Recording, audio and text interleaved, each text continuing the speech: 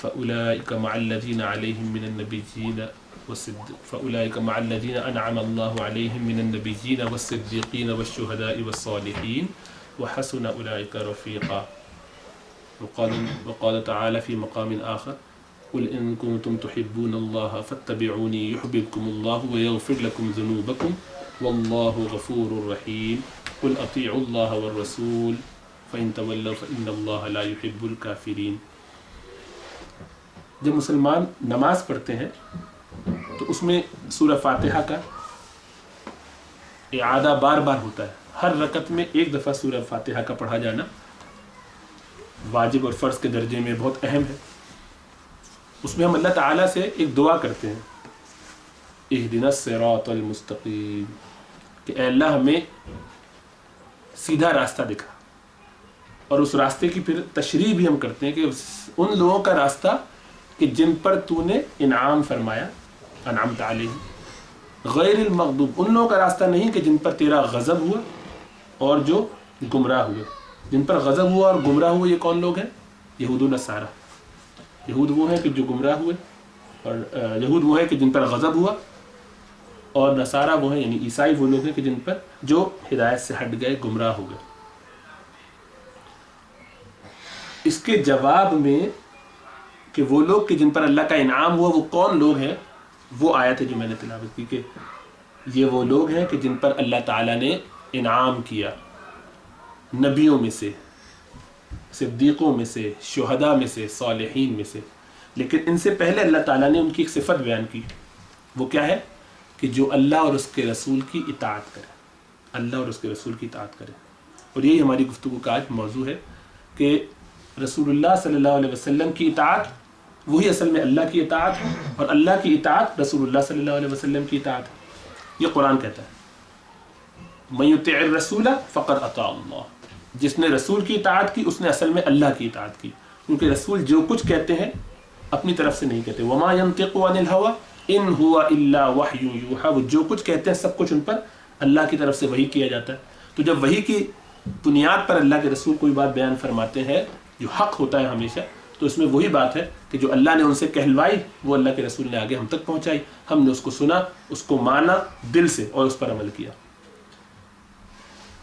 اس پر اللہ تعالیٰ کا ہمیں بہت شکر ادا کرنا چاہیے کہ اللہ تعالیٰ نے ہمارے لیے یہ آسانی کر دی کہ ہر چیز جو رسول اللہ صلی اللہ علیہ وسلم نے بیان فرمائی وہ کرنا ہم پر فرض نہیں قرار دیا، بلکہ آسانی یہ کر دی کہ کچھ چیزوں کو زیادہ اہم کر دیا، کچھ کو کم، کچھ کو اور ہلکا، کچھ کرنا بس جائز کے درجے میں. ورنہ اللہ تعالیٰ چاہتے تو ہر چیز کو یا رسول اللہ صلی اللہ علیہ وسلم ہر بات کو کہتے کہ ہر بات کو ایز اٹ از کرنا ضروری ہے. تو ہم میں سے ہر ایک کے لیے ہر سنت پر، ہر قول پر، ہر حکم پر اللہ کے رسول صلی اللہ علیہ وسلم کے عمل کرنا لازم اور واجب ہو جاتا. ابھی یہ درجہ ہو گیا ہے کہ کچھ چیزیں فرض ہیں، کچھ واجب ہیں، کچھ سنت مؤکدہ ہیں، کچھ سنت غیر مؤکدہ ہیں، کچھ عام نوافل مستحبات کے درجے میں، کچھ مباحات ہیں، جائز ہیں. اسی طرح گناہوں کی طرف میں بھی کچھ چیزیں حرام ہیں، ان سے بچنا ہر حالت میں ضروری ہے. کچھ جو ہے مکروہ تحریمی ہے جو اس سے ہلکے درجے کے گناہ ہیں لیکن حرام کے ہی درجے میں قریب ہیں، لیکن اتنا شدید نہیں جتنا کہ حرام، اگرچہ حرام لیکن اس کے نیچے وہ مکروہ ہیں کہ جن کا نہ کرنا بہت افضل ہے. کر لے گا انسان تو معمولی گناہ اس کو شاید ملے، لیکن یہ کہ مستقل اگر کرتا ہے، لیکن یہ کہ انشاءاللہ تعالیٰ عموماً وہ گناہ بھی نہیں ملے گا اس کو. اور اس سے ہلکے جو ہیں وہ سب جائز ہیں، مباحات. اگر یہ تقسیم اس طرح نہ ہوتی اور قرآن کا جو حکم آیا کہ ما آتاکم الرسول فخذوہ وما نہاکم عنہ فانتہوا، کہ جو کچھ تم کو رسول اللہ صلی اللہ علیہ وسلم دے دیں اس کو لے لو اور جس سے منع کر دیں اس کو چھوڑ دو. تو ہر چیز پہ عمل کرنا ہمارے لیے کتنا مشکل ہو جاتا. تو یہ ہمیں سوچنا چاہیے اور اللہ تعالیٰ کا شکر ادا کرنا چاہیے. رسول اللہ صلی اللہ علیہ وسلم کی نسبت سے ہمیں یہ آسانی ہو گئی، ورنہ بنی اسرائیل کے لیے بہت ساری چیزیں بڑی مشکل تھی. ابھی ہم سوالات جوابات جو اس سے پہلے چل رہے تھے تو اس میں کسی نے طہارت کے حوالے سے سوال کیا. وہاں پہ مسئلہ کیا تھا بنی اسرائیل کے لیے؟ کپڑے کے جس حصے پہ ناپاکی لگی ہوتی آپ کو وہ حصہ کاٹنا پڑتا تھا. یہ ایک صورت تھی ناپاکی کو پاک کرنے کے لیے. دھونے ہونے کی کوئی صورت نہیں تھی. یہاں لگ گئی ناپاکی اس کو کاٹے پھر دیا. کافی مشقت کی بات ہے. آدمی جو ہے صبح شام کپڑے نئے بنواتا اور کٹے کٹے کپڑے پہنتا رہے، اس پہ پیون لگا کے چلتا رہے. اور بھی بہت ساری اس طرح کی مشقت والی چیزیں تھیں. اکثر چیزیں یہ حرام وہ حرام, ایسے نہیں کر سکتے, ایسے نہیں بیٹھ سکتے, ایسے نہیں بات کر سکتے, ہر اسٹائل. نماز خالی ان خاص جگہوں پہ پڑھ سکتے ہیں. ہمارے لیے آسانی ہے, جہاں چاہے نماز پڑھ دیں. صبح شام اٹھتے بیٹھتے لیٹتے اللہ کو یاد کرنا چاہے یاد کر سکتے ہیں. سنتوں کی اتنی کثرت ہے, جتنی کرتے جائیں اتنا زیادہ اس میں جو ہے برکتیں اور نور حاصل ہوتا جائے. لیکن اس کا یہ مطلب نہیں ہے کہ ہمارا یہ اللہ تعالیٰ کی طرف سے جو ہم پر احسان کیا گیا ہے, رسول اللہ صلی اللہ علیہ وسلم نے جو ہم پر ایک کرم اور فضل فرمایا ہے, ہم بھی ایزی لینا شروع کر دیں. جب کبھی آسانی دی جاتی ہے اور دوسرا اس آسانی کو ابیوز کرنا شروع کر دیتا ہے تو اس سے زندگی میں برکت نہیں آتی کبھی بھی. آج امت کا ایک بہت بڑا پرابلم, بہت سارے پرابلمز میں سے, بہت سارے مسائل میں سے ایک بڑا مسئلہ یہ ہے کہ آج ہم یہ دیکھتے ہیں کہ یہ چیز کیے بغیر کام بن جائے گا کہ نہیں. مجھے یہ بتائیے کہ یہ کرنا لازم تو نہیں ہے نا, بس ختم.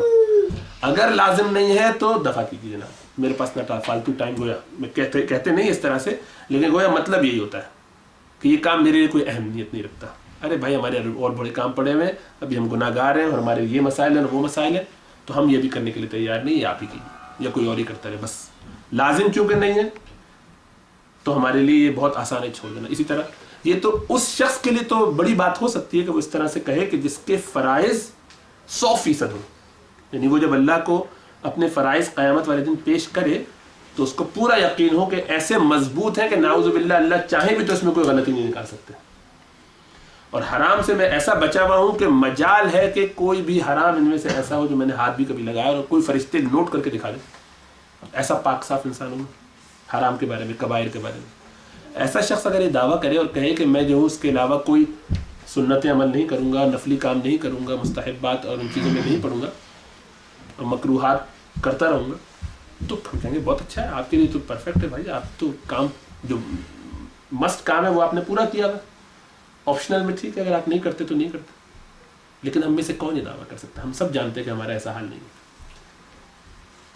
اسی لیے ان فرائض پر جو ہم فرائض سمجھتے ہیں جن چیزوں کو, ان کو بھی مضبوطی سے تھامے رکھنے کے لیے, ان پر بھی قائم رہنے کے لیے لازمی ہے کہ انسان سنتوں کا اہتمام کرے.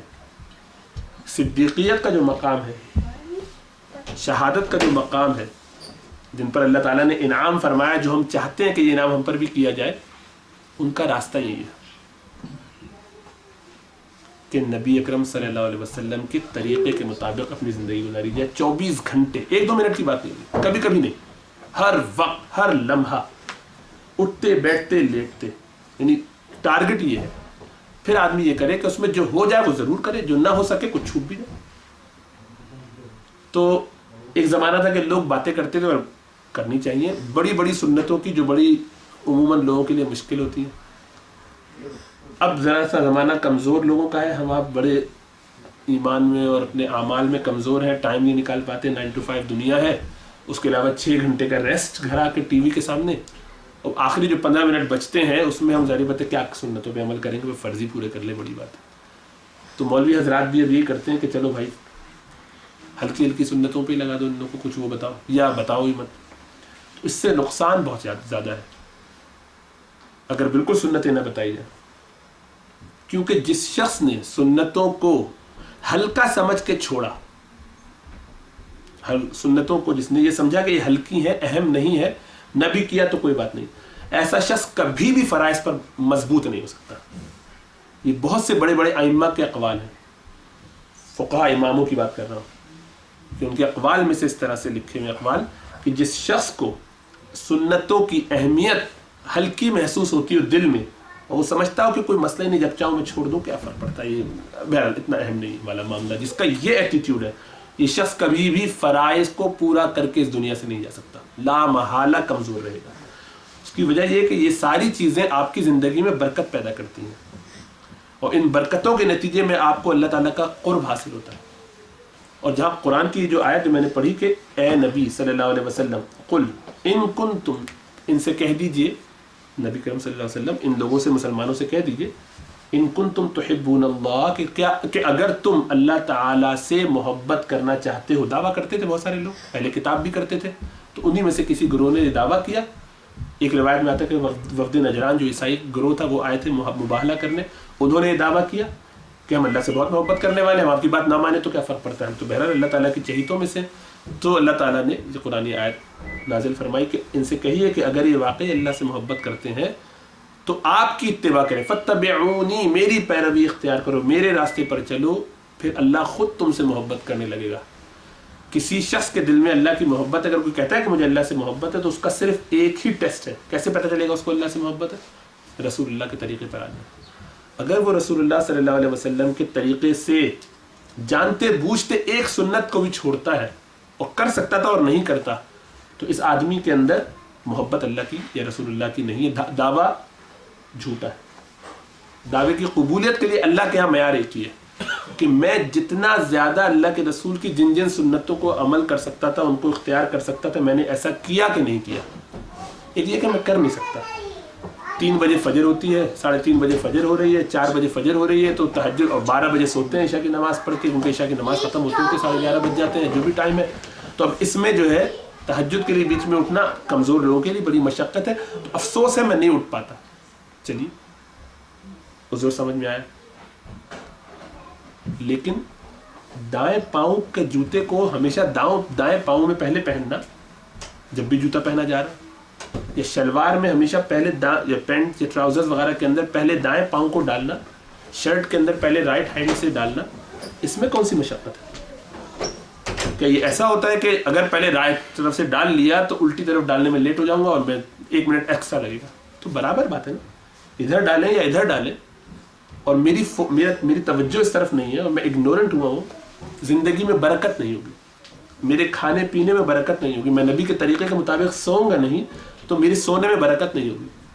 اب میں ان سارے کاموں کو عبادت بنا سکتا تھا اور اللہ تعالیٰ کی رحمت میرے اوپر نازل ہوتی اگر میں صبح شام یہ سارے کام کر رہا ہوتا، لیکن میں نے ان کو جان بوجھ کے اگنور کیا، یا تو پتہ ہی نہیں، اور اگر پتہ چل گیا تب بھی یار چھوٹی سی سننا ہی تو ہے۔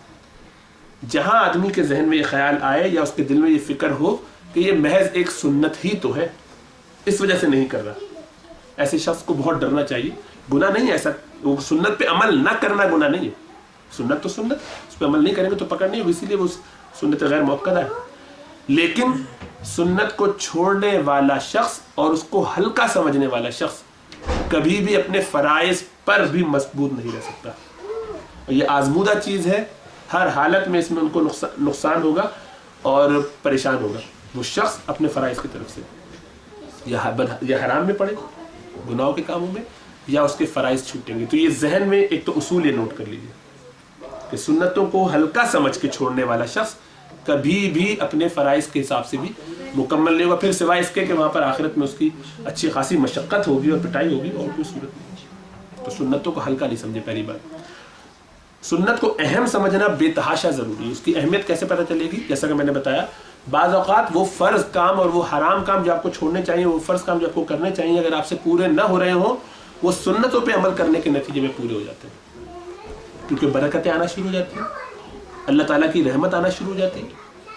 آپ فرض کر رہے ہیں لیکن ابھی بھی اتنی مضبوطی نہیں آ رہی، خشوع نہیں پیدا ہو رہا، ذرا جان اس میں نہیں آ رہی۔ آ رہا ہوں میں نماز کے لیے، لیکن کبھی کبھی ایسا لگتا ہے میں دکھاوے کے لیے آ رہا ہوں، کبھی کبھی اس لیے آ رہا ہوں کہ یار فلاں آدمی نے اٹھا دیا تو کہہ دیا چلو چلے جاتے ہیں۔ اندر سے جو خود ایک جذبہ ہونا چاہیے، کبھی کبھی اس لیے آتا ہوں کہ یار لوگ کہیں گے کتنا بڑا مولوی مسجد میں فجر کی نماز میں نہیں آتا ہے، کیا مصیبت ہے۔ کبھی اس چکر میں، کبھی اس چکر میں، کوئی ایک اس کے اندر دنیاوی کوئی اور غرض داخل ہو جاتی ہے، دکھاوا یا عجب یا ریا، کوئی اور چیز۔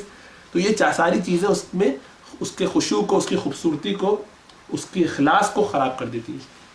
ان سب کو دور کرنے کے لیے سنتوں پہ جتنا زیادہ وہ عمل کرے گا، جتنی بھی سنت ہے، اور آپ اس کو کر کے دیکھیے اپنی زندگیوں میں، ایک ایک دو دو کر کے سنتوں کو اختیار کرنا شروع کیجیے، اور آپ کو نظر آئے گا کہ آپ کی زندگی میں وہ فرائض جو پہلے آسانی سے نہیں آ رہے تھے، بڑی آسانی سے آ گئے۔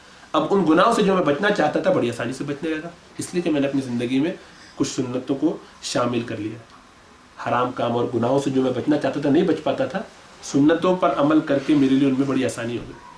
اور آپ دیکھیں گے تو صحابہ کی تاریخ اس سے بھری پڑی ہے، ان لوگوں نے ایک ایک سنت کو ایسے دانتوں سے پکڑا ہوا تھا، اس لیے کہ اللہ کے رسول صلی اللہ علیہ وسلم نے یہی فرمایا کہ دیکھو تمہارے لیے میری سنت، علیکم بسنتی وسنت الخلفاء الراشدین المہدیین، اور میرے من بعدی، میرے بعد آنے والے ہدایت یافتہ جو خلفاء راشدین ہیں، یعنی 4 ابو بکر، عمر، عثمان، علی، اور ان کے بعد عمر بن عبدالعزیز اور معاویہ، اور یہ سارے جو بڑے بڑے اکابرین گزر گئے، ان کے راستوں کو جو اختیار کرے گا ان سب کے لیے گویا ہدایت ہے. پھر فرمایا کہ یہ جو چیز ہے اس کو پکڑو دانتوں سے, عضوا الیہا بالنواجذ, اس کو پکڑ کے رکھو اپنے سائڈ کے جبڑوں سے, سامنے کے دانت سے نہیں. سامنے کے دانت میں اگر کوئی چیز پکڑی جائے تو وہ کمزور ہوتے, کھینچ سکتے ہیں, کھینچا جائے جھٹکا لگے تو نکل جائے گی.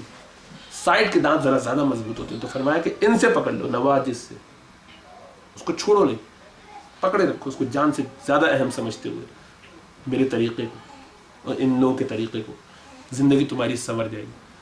اور بزرگ حضرات اس طرح سے علماء کرام فرماتے ہیں کہ ایک شخص کا سنت طریقے سے ٹوائلٹ جانا بغیر سنت کے طریقے کے 2 نفل پڑھنے سے بہتر ہے, کوئی نفلی کام کرنے سے بہتر ہے. 2 نفل پڑھ رہا بغیر سر ڈھاکے ہوئے اپنی مرضی سے, اس میں صحیح سے تسبیحات نہیں کرتا, لباس اس کا عجیب و غریب ہے, آستین یہاں سے کھلی ہوئی ہے اور کپڑے پہ کچھ پکچرز بھی بنی ہوئی ہیں اور خشوع بھی نہیں ہے, دہن ادھر ہے, بال بکھرے ہوئے ہیں, نہ مسواک کیا ہے, کوئی سنت اس میں اس نے اختیار نہیں کی, بس فرائض کے 5 ایکشن پورے کر دیے.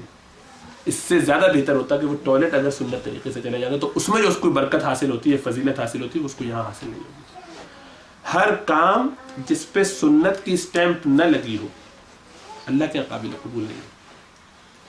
تو ہر کام کو سنت کے مطابق کرنا لازم ہے. اور ظاہر بات ہے جیسے نبی اکرم صلی اللہ علیہ وسلم نے ہمیں نماز کا طریقہ بتایا, اس کو اس طریقے سے پڑھنا وہ بھی سنت ہے, اس کو ویسے کوشش کرنی چاہیے. جو معمولات آپس میں ڈیل کرنے کے بتایا اس کو ویسے استعمال کرنا یہ بالکل سنت ہے. مثال کے طور پہ بڑا کامن سا مسئلہ ہے, سلام کرنے کی کتنی فضیلت ہے, بے تحاشا فضیلت ہے. دروازے پہ آپ نے دستک دی, میزبان نے دروازہ کھولا, آپ نے فرمایا السلام علیکم, انہوں نے کہا وعلیکم السلام. ہم کیا کرتے ہیں, السلام, تم یا تو صحیح سے کہا نہیں یا پورے طریقے سے ادا ہی نہیں کی, سلام کو صحیح سے ادا نہیں کیا. حالانکہ یہ اہم ہے بالکل صحیح طریقے سے اس کو کہنا, اس کو مفہوم بدل سکتا ہے. اور سنت یہ ہے کہ یہ لفظ استعمال کیا جائے, کوئی اور لفظ نہیں, آداب یا کچھ اور کہہ کے اس سے وہ ادا نہیں ہوگی سنت. السلام علیکم ہی کہنا چاہیے, ایسے ہی کہنا چاہیے, السلام علیکم السلام علیکم. اس کی پریکٹس کوئی مشکل لفظ تو نہیں ہے, السلام علیکم. چلیے اردو میں علیکم کر دیا, السلام علیکم, اتنی تو ہو کم از کم کہ السلام علیکم تھوڑا سا سین پر اور الف لگا کے بولا جائے, بجائے اس کے السلام علیکم اور السلام علیکم السلام علیکم کیا کیا لوگ بولتے ہیں, بالکل غلط ہے. اس میں سنت چھوٹ جائے گی اگر آپ نے اس نیت سے اس طریقے سے ادا نہیں کی.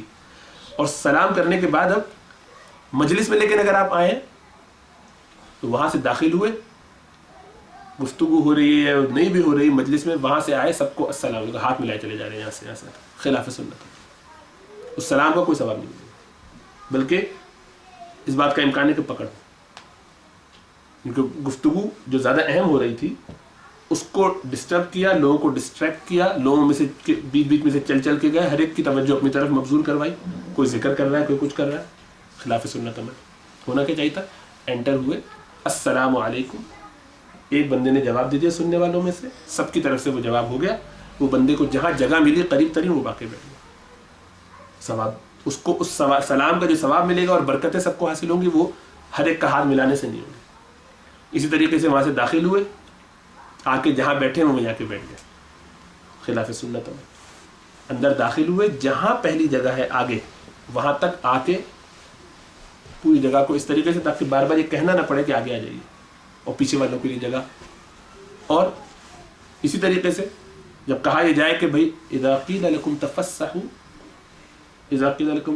فی المجالس فافسحوا یفسح اللہ لکم, کہ جب ان سے کہا جاتا ہے کہ گنجائش پیدا کرو, تو علماء کرام یہ لکھتے ہیں کہ ایون آپ کو لگے کہ ہم بالکل جیم پیکڈ بیٹھے ہوئے, کوئی جگہ نہیں ہے, میں ہل نہیں سکتا, تو قرآن کی آیت ہے, تو اے نبی صلی اللہ علیہ وسلم جب یہ تم کہا جائے تو لوگ اپنی جگہ پر ہلکا ہلکا اچک لیا کریں, تاکہ یہ پتہ چلے کہ انہوں نے آیت سنی یا حکم سنا, اس کو پہ عمل کیا ہے, اس نافرمانوں میں شامل نہیں ہوئے.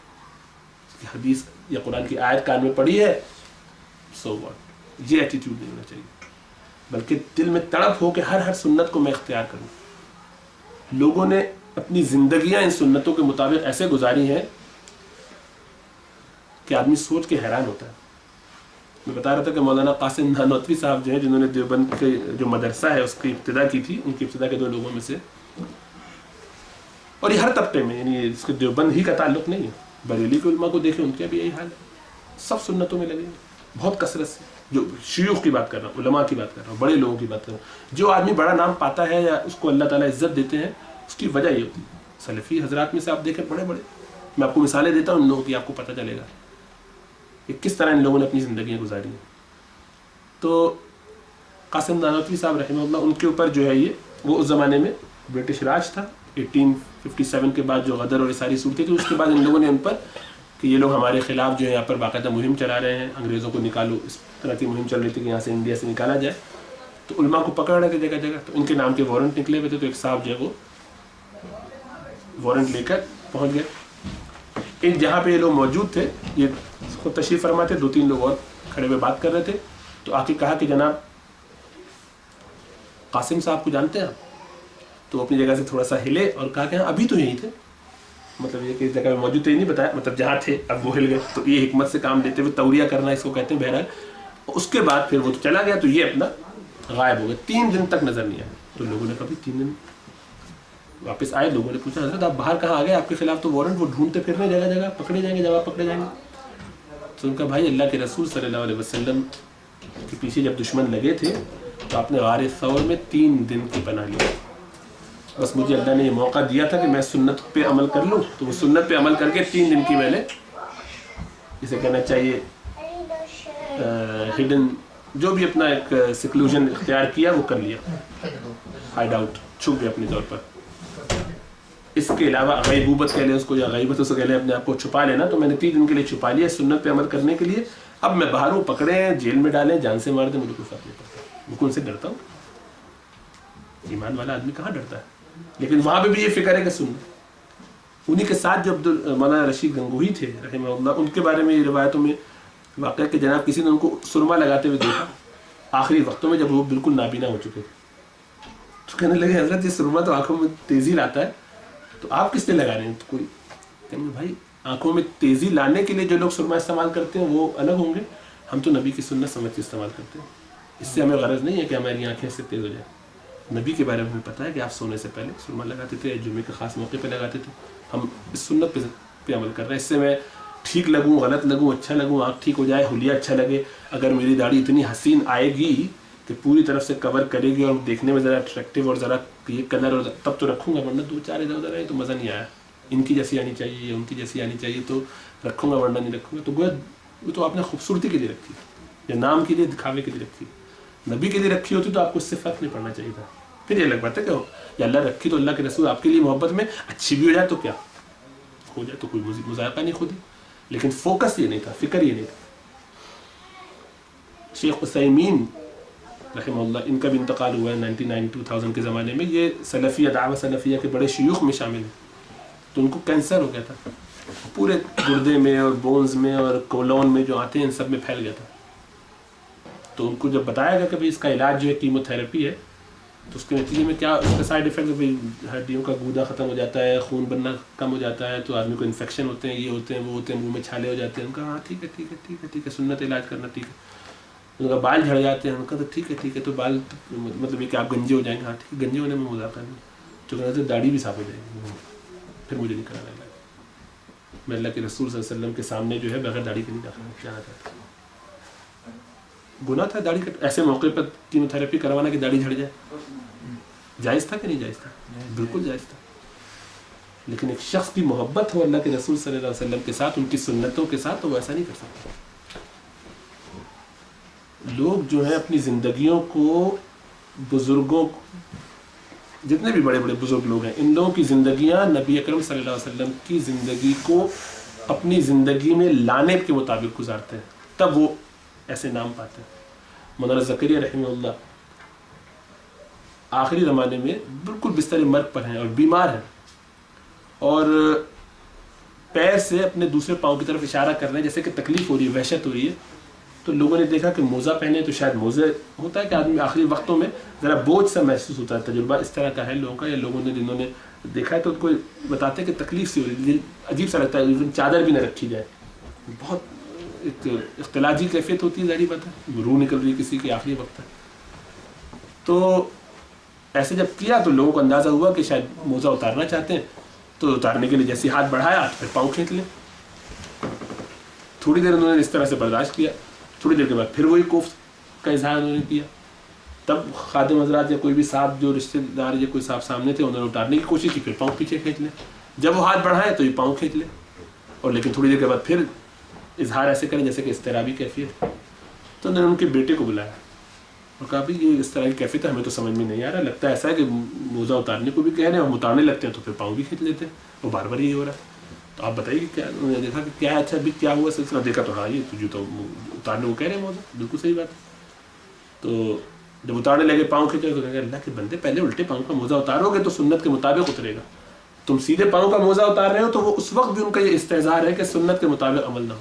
حالانکہ کوئی گناہ ہے وہ الٹے, مطلب پہلے اگر سیدھا موزہ اتار لے تو کوئی گناہ تو نہیں, لیکن جب آدمی کو اللہ اور اس کے رسول کے طریقے کو اختیار کرنے اور صحابہ کے طریقے کے مطابق, اللہ کے رسول صلی اللہ علیہ وسلم کے طریقے کے مطابق اپنی زندگی کو گزارنے کا جذبہ پیدا ہو جائے اور طلب ہو جائے دل میں, تو پھر وہ ایک ایک چیز کا خیال رکھتا ہے. امام ابو حنیفہ کے بارے میں روایتوں میں آتا ہے کہ ان کو کسی نے تربوز پیش کیا یا خربوزہ پیش کیا, تو اب انہوں نے معلوم کیا, ابھی علماء کسی کو پتہ, میرے ذہن سے کوئی ایسی حدیث تو نہیں گزری, مجھے نہیں معلوم, کسی کو آپ میں سے معلوم ہو طالب علم کہ اللہ کے رسول صلی اللہ علیہ وسلم نے اس کو ایسے کاٹا تھا یا پھاڑ کے کھایا تھا, تو کہوں گا بھائی ابھی تو ہمیں تحقیق نہیں ہے, شاید آپ نے کبھی کھایا بھی تھا کہ نہیں, اگر کھایا تھا تو بہرحال ہمارے اس وقت ذہن میں نہیں, کسی نے اتنی توجہ نہیں دی, تو اب اس کو رکھیں پھر بعد میں کھائیں گے جب پتہ چل جائے گا کیسے کھایا, کیسے کاٹا تھا. کھانے کی کوئی جلدی نہیں, یا نہیں کھائیں گے. عجیب سی بات ہے, بہت چھوٹی سی بات ہے. میں یہ ساری چھوٹی چھوٹی باتیں اس لیے بتا رہا ہوں کہ آپ کے ذہن میں یہ خیال آئے کہ لوگوں کے نزدیک, بڑوں کے نزدیک چھوٹی سنتیں جن کو ہم چھوٹی سمجھ کے اگنور کر دیتے ہیں کتنی اہم ہے اور کتنی اہم رہی ہیں, اور ہمارے نزدیک ایون بڑی سنتوں کی بھی کوئی اہمیت نہیں جن کے کرنے میں ہمیں کوئی ٹینشن نہیں ہوتی. مجھے اندازہ تہجد لوگوں پر بھاری ہوتی ہے تو چلو ٹھیک, مسواک بھی شاید لوگوں کے لیے بھاری ہوتی ہے کہ بار بار مستقل جیب میں رہے, ایک اضافی چیز جیب میں ہے, لیکن کپڑوں کا سیدھے طرف سے پہننا اور الٹی طرف سے اتارنا, جوتا اتارتے ہوئے پہلے جوتا الٹا اتار دینا اس نیت سے کہ میرے نبی کا طریقہ ہے, جوتا پہننا اتارنا ثواب کا کام ہو گیا, کپڑا اتارنا پہننا ثواب کا کام ہو گیا. لیکن کیا میں اس طرح سوچتا ہوں کہ میری فکر ہوتی کہ میں ایسا کروں؟ یعنی یہ کام جس کے کرنے سے کوئی فرق ہی نہیں پڑتا, یعنی میرے جوتے پہلے الٹا یا پہننے یا سیدھا پہننے سے ٹائم تو فرق نہیں پڑے گا, اتنے ٹائم لگے گا. پہننے تو دونوں ہی, آج خالی الٹا ہی پہن کے جانے کا ارادہ تھا تب تو ٹھیک ہے کہ آج خالی الٹا ہی پہنوں گا, ایک اتار کے بھاگ رہا ہوں گھر میں. اگر ایسی کیفیت ہے بے وقوفی کی تو پھر تو الگ بات ہے, مجنون ہے, اس کا علاج کرانا چاہیے. لیکن یہ ہے کہ واقعی جب دونوں پہننے ہیں تو پھر کیوں ہم اس طرف توجہ نہیں کرتے, ان چیزوں کو غیر اہم سمجھ کے چھوڑ دیتے ہیں. اسی لیے زندگی میں برکتیں نہیں آتی, اسی لیے زندگی میں اہمیت نہیں آتی. کھانے کی سنتیں آپ غور کرنا شروع کریں, یعنی ایک وقت کا کھانا ہے اور آدمی اس میں اگر گننا شروع کرے تو علماء کرام نے 27 اور 30 سنتیں خالی ایک وقت کے کھانے کے لیے بتائی ہیں. آدمی سر پکڑ کے بیٹھ جائے کہ اگر میں واقعی ان ساری سنتوں کو سوچ کر اور ان پر اس نیت سے کہ نبی اکرم صلی اللہ علیہ وسلم کے طریقے سے میں سنت پہ عمل کروں, یہ سوچ کے اگر کھانا کھا رہا ہوتا تو کتنے کھانے مگر بغیر سنت کے میں نے کھا لیے, ان سب میں کوئی ثواب نہیں ملا. بسم اللہ کی سنت جیسے ہے, دائیں ہاتھ سے کھانے کی سنت ہے, لیکن ان چیزوں کو اگر آدمی سوچنا شروع کرے کہ جب میں بیٹھوں تو ٹیک لگا کے کبھی نہ کھاؤں, اس لیے کہ میرے نبی, تکلیف ہے لیکن اس کے باوجود میں ٹیک لگا کے نہیں کھاؤں گا اس لیے کہ نبی کا طریقہ نہیں ہے. اور 3 انگلیوں سے اس طریقے سے کھانا, جو کھانا آپ کے سامنے رکھا ہے اس سے کھانا. اور کھانا ایک سنت جو عموماً لوگ شاید نہیں جانتے ہیں یا بھول جاتے ہیں, وہ یہ کہ جب تک کھانا فنش آپ نے کر لیا اس کو چاٹ لینا اور پلیٹ کو پورا صاف کرنا اور انگلی کو بھی چاٹنا اپنی, یہ سب سنتیں.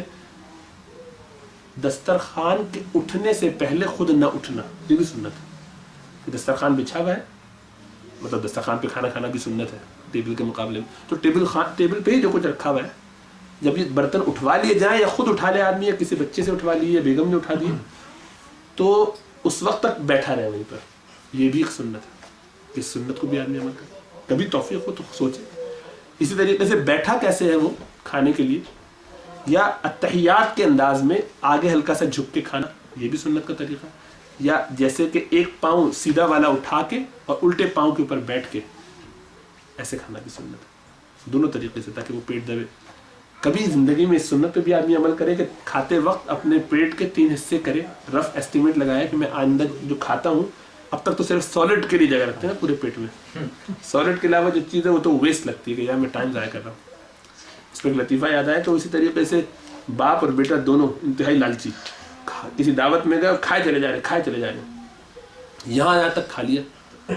اور اس میں یہ پوچھا کہ بھائی تو جو ہے وہ کچھ بات نہیں کر رہا, کچھ میں پوچھ رہا ہوں اس کا سوال کا جواب نہیں دے رہا, کیا وجہ؟ کہ ابا اگر بول سکتا ہوتا اشارے سے, اگر بول سکتا ہوتا تو ایک لقمہ اور کھا لیتا. تو ایسا اگر ہمارا تو حال یہ کہ سالڈ جب تک اچھی طریقے سے پیٹ میں نہ چلا جائے زندگی میں لگتا ہے, یعنی اندر سے آواز آ جائے کہ خدا کے لیے مجھے چھوڑ دو, اب میں پھٹوں گا یا کچھ بیماری ہوگی تمہیں, تب ہم چھوڑتے ہیں تکلیف کے ساتھ. کبھی آدمی یہ بھی طے کرے کہ آج سنت کے مطابق, جیسے نہیں میں کہہ رہا کہ کھانا کم ہے, آج نہ کرے بھلے دعوت میں تو انشاءاللہ کھل کے کھا سکتے ہیں, لیکن طریقہ تبھی آدمی یہ کرے کہ بھائی 3 حصے کر کے, ایک حصہ پانی کا, ایک حصہ ہوا کا, اور ایک حصہ جو ہے وہ سالڈ کھانے کا. ایک دفعہ تو آدمی زندگی میں ایسے کوشش اپنے گھر پہ ہی کر لیں, جس دن کھانا کم ہو اس دن اس نیت سے کر لیں. کبھی یہ کرے کہ آج گھر میں کھانا اتفاق سے پسندیدہ نہیں ہے یا پسند کا نہیں ہے, تو اس کو برا بھلا کہے بغیر اٹھ کے چلے جائیں, چھوڑ دیں.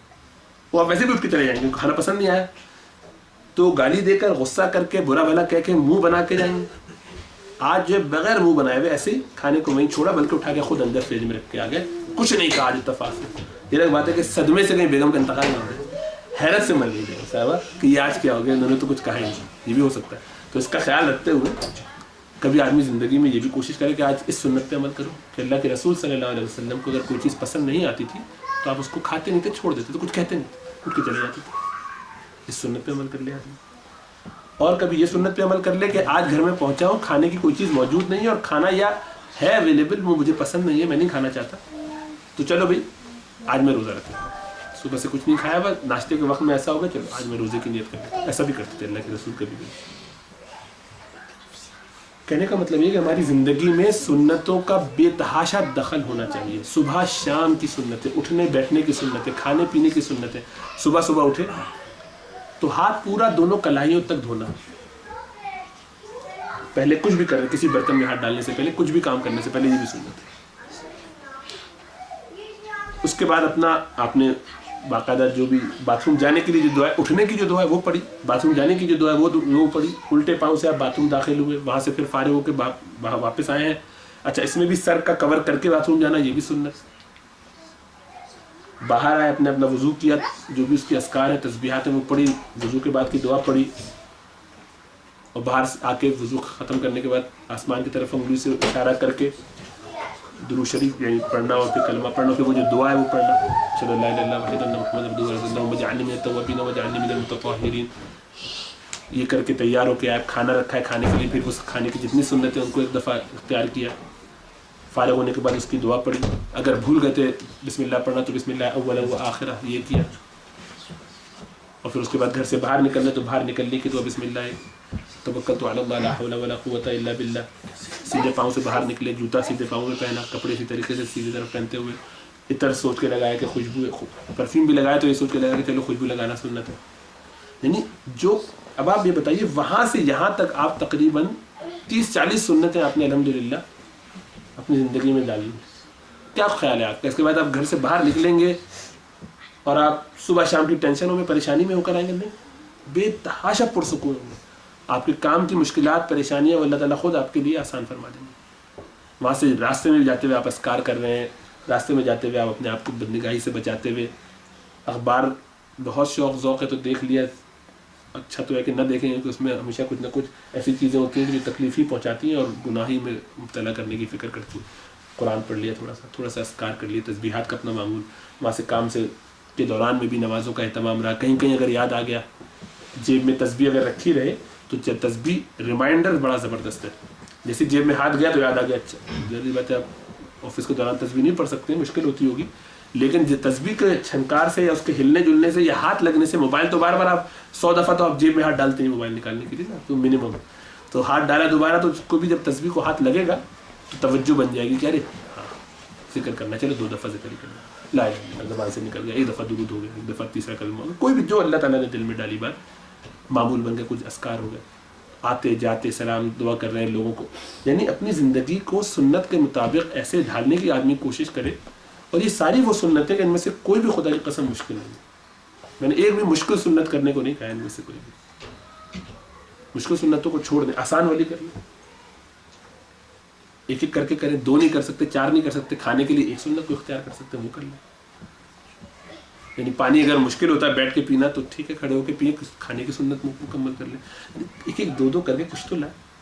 کیا ضرور ہے کہ ہمیشہ آدمی جو ہے وہ بغیر سر ہی نماز پڑھے, بغیر سر کور کیے؟ کبھی کبھی ٹوپی بھی پہن سکتا ہے. میں ٹوپی پہننا گناہ ہے کہ یعنی حرام ہو گیا؟ کب زندگی میں پہلی دفعہ آخری دفعہ ٹوپی پہنی تھی, کوئی سوچا کبھی؟ یعنی اس لیے کہ سارے مولوی ٹوپی پہنتے ہیں اور مولوی بدنام ہے تو میں ٹوپی نہیں پہنوں گا. طے کر لیا. بال خراب ہو جاتے ہیں, بال خراب نہانا پڑتا ہے تو بال چھوٹے رکھے, یا ایسی ٹوپی پہنے کہ جو بال بہت زیادہ خراب نہ کرے. اتنی دیر نہ پہنے, تھوڑی دیر بعد نماز سے بال اتار لی, فرض کے لیے کر لی, کبھی کبھی کر لی. اپنے فوکس کو, اپنے کانسیپٹس کو, اپنی پرائیورٹیز کو تبدیل کرنے کی ضرورت ہے. اپنی پرائیورٹیز کو تبدیل کرنے کی ضرورت ہے کہ میری کن سنتوں کی وجہ سے. اچھا, پھر جو برکتیں آپ کے گھر میں آئیں گی اولاد میں اور باقی چیزوں میں, وہ آپ کو فیوچر میں اندازہ ہوگا, بعد میں اندازہ ہوگا. ورنہ آپ اپنے طور پہ کرتے رہیے جو کر رہے ہیں, اور دیکھ لیے کہ آپ کے اپنے ہاتھ کی کمائی سے, اپنی محنت کے نتیجے میں اولاد کی تربیت آپ نے جو کی ہے وہ کہاں جاتی ہے. اور آپ سنتوں پہ عمل کرتے ہیں, دین پر لگتے ہیں, اور اللہ تعالیٰ کی مدد جو آتی ہے.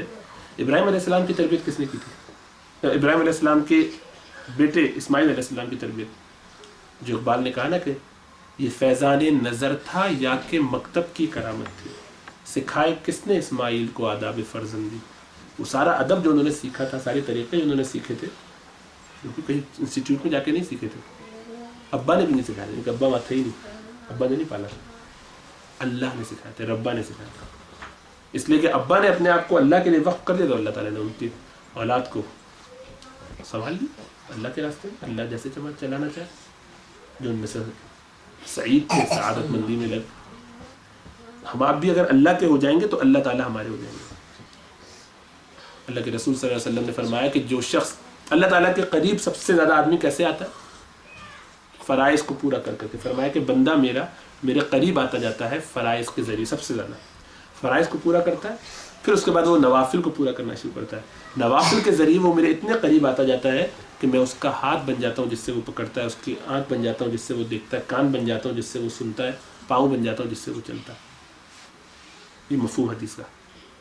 پھر یہ بندہ ظاہری بات ہے جب مجھ سے نفلوں کے قریب کی وجہ سے میرے قریب آتا ہے تو میں اس سے محبت کرنا شروع کر دیتا ہوں. جب اس سے میں محبت کرنے لگتا ہوں تو میں آسمان میں اعلان کر دیتا ہوں, جبریل کو بلاتا ہوں, جبریل سے کہتا ہوں جبریل فلاں شخص سے مجھے محبت ہے, تو بھی اس سے محبت کر. پھر وہ شخص جبریل کا بھی محبوب بن جاتا ہے. پھر جبریل پورے آسمان کی مخلوقات میں اعلان کرتے ہیں کہ یہ شخص اللہ کا محبوب ہے, تم سب اس سے محبت کرنے لگو. ساری مخلوقات اس کے لیے محبت کرنے لگ جاتی ہیں.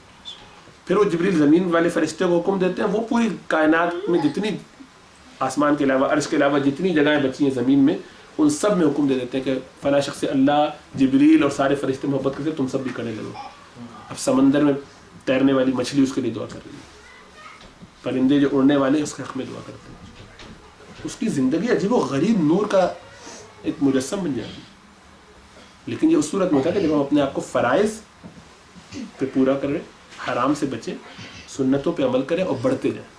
جب ہم یہ طے کر لیتے ہیں کہ میں ان سنتوں سے آگے نہیں بڑھوں گا یا ان فرائض سے آگے نہیں بڑھوں گا, میری زندگی میں یہ معیار ہے, اس سے اوپر کچھ نہیں کروں گا, قناعت.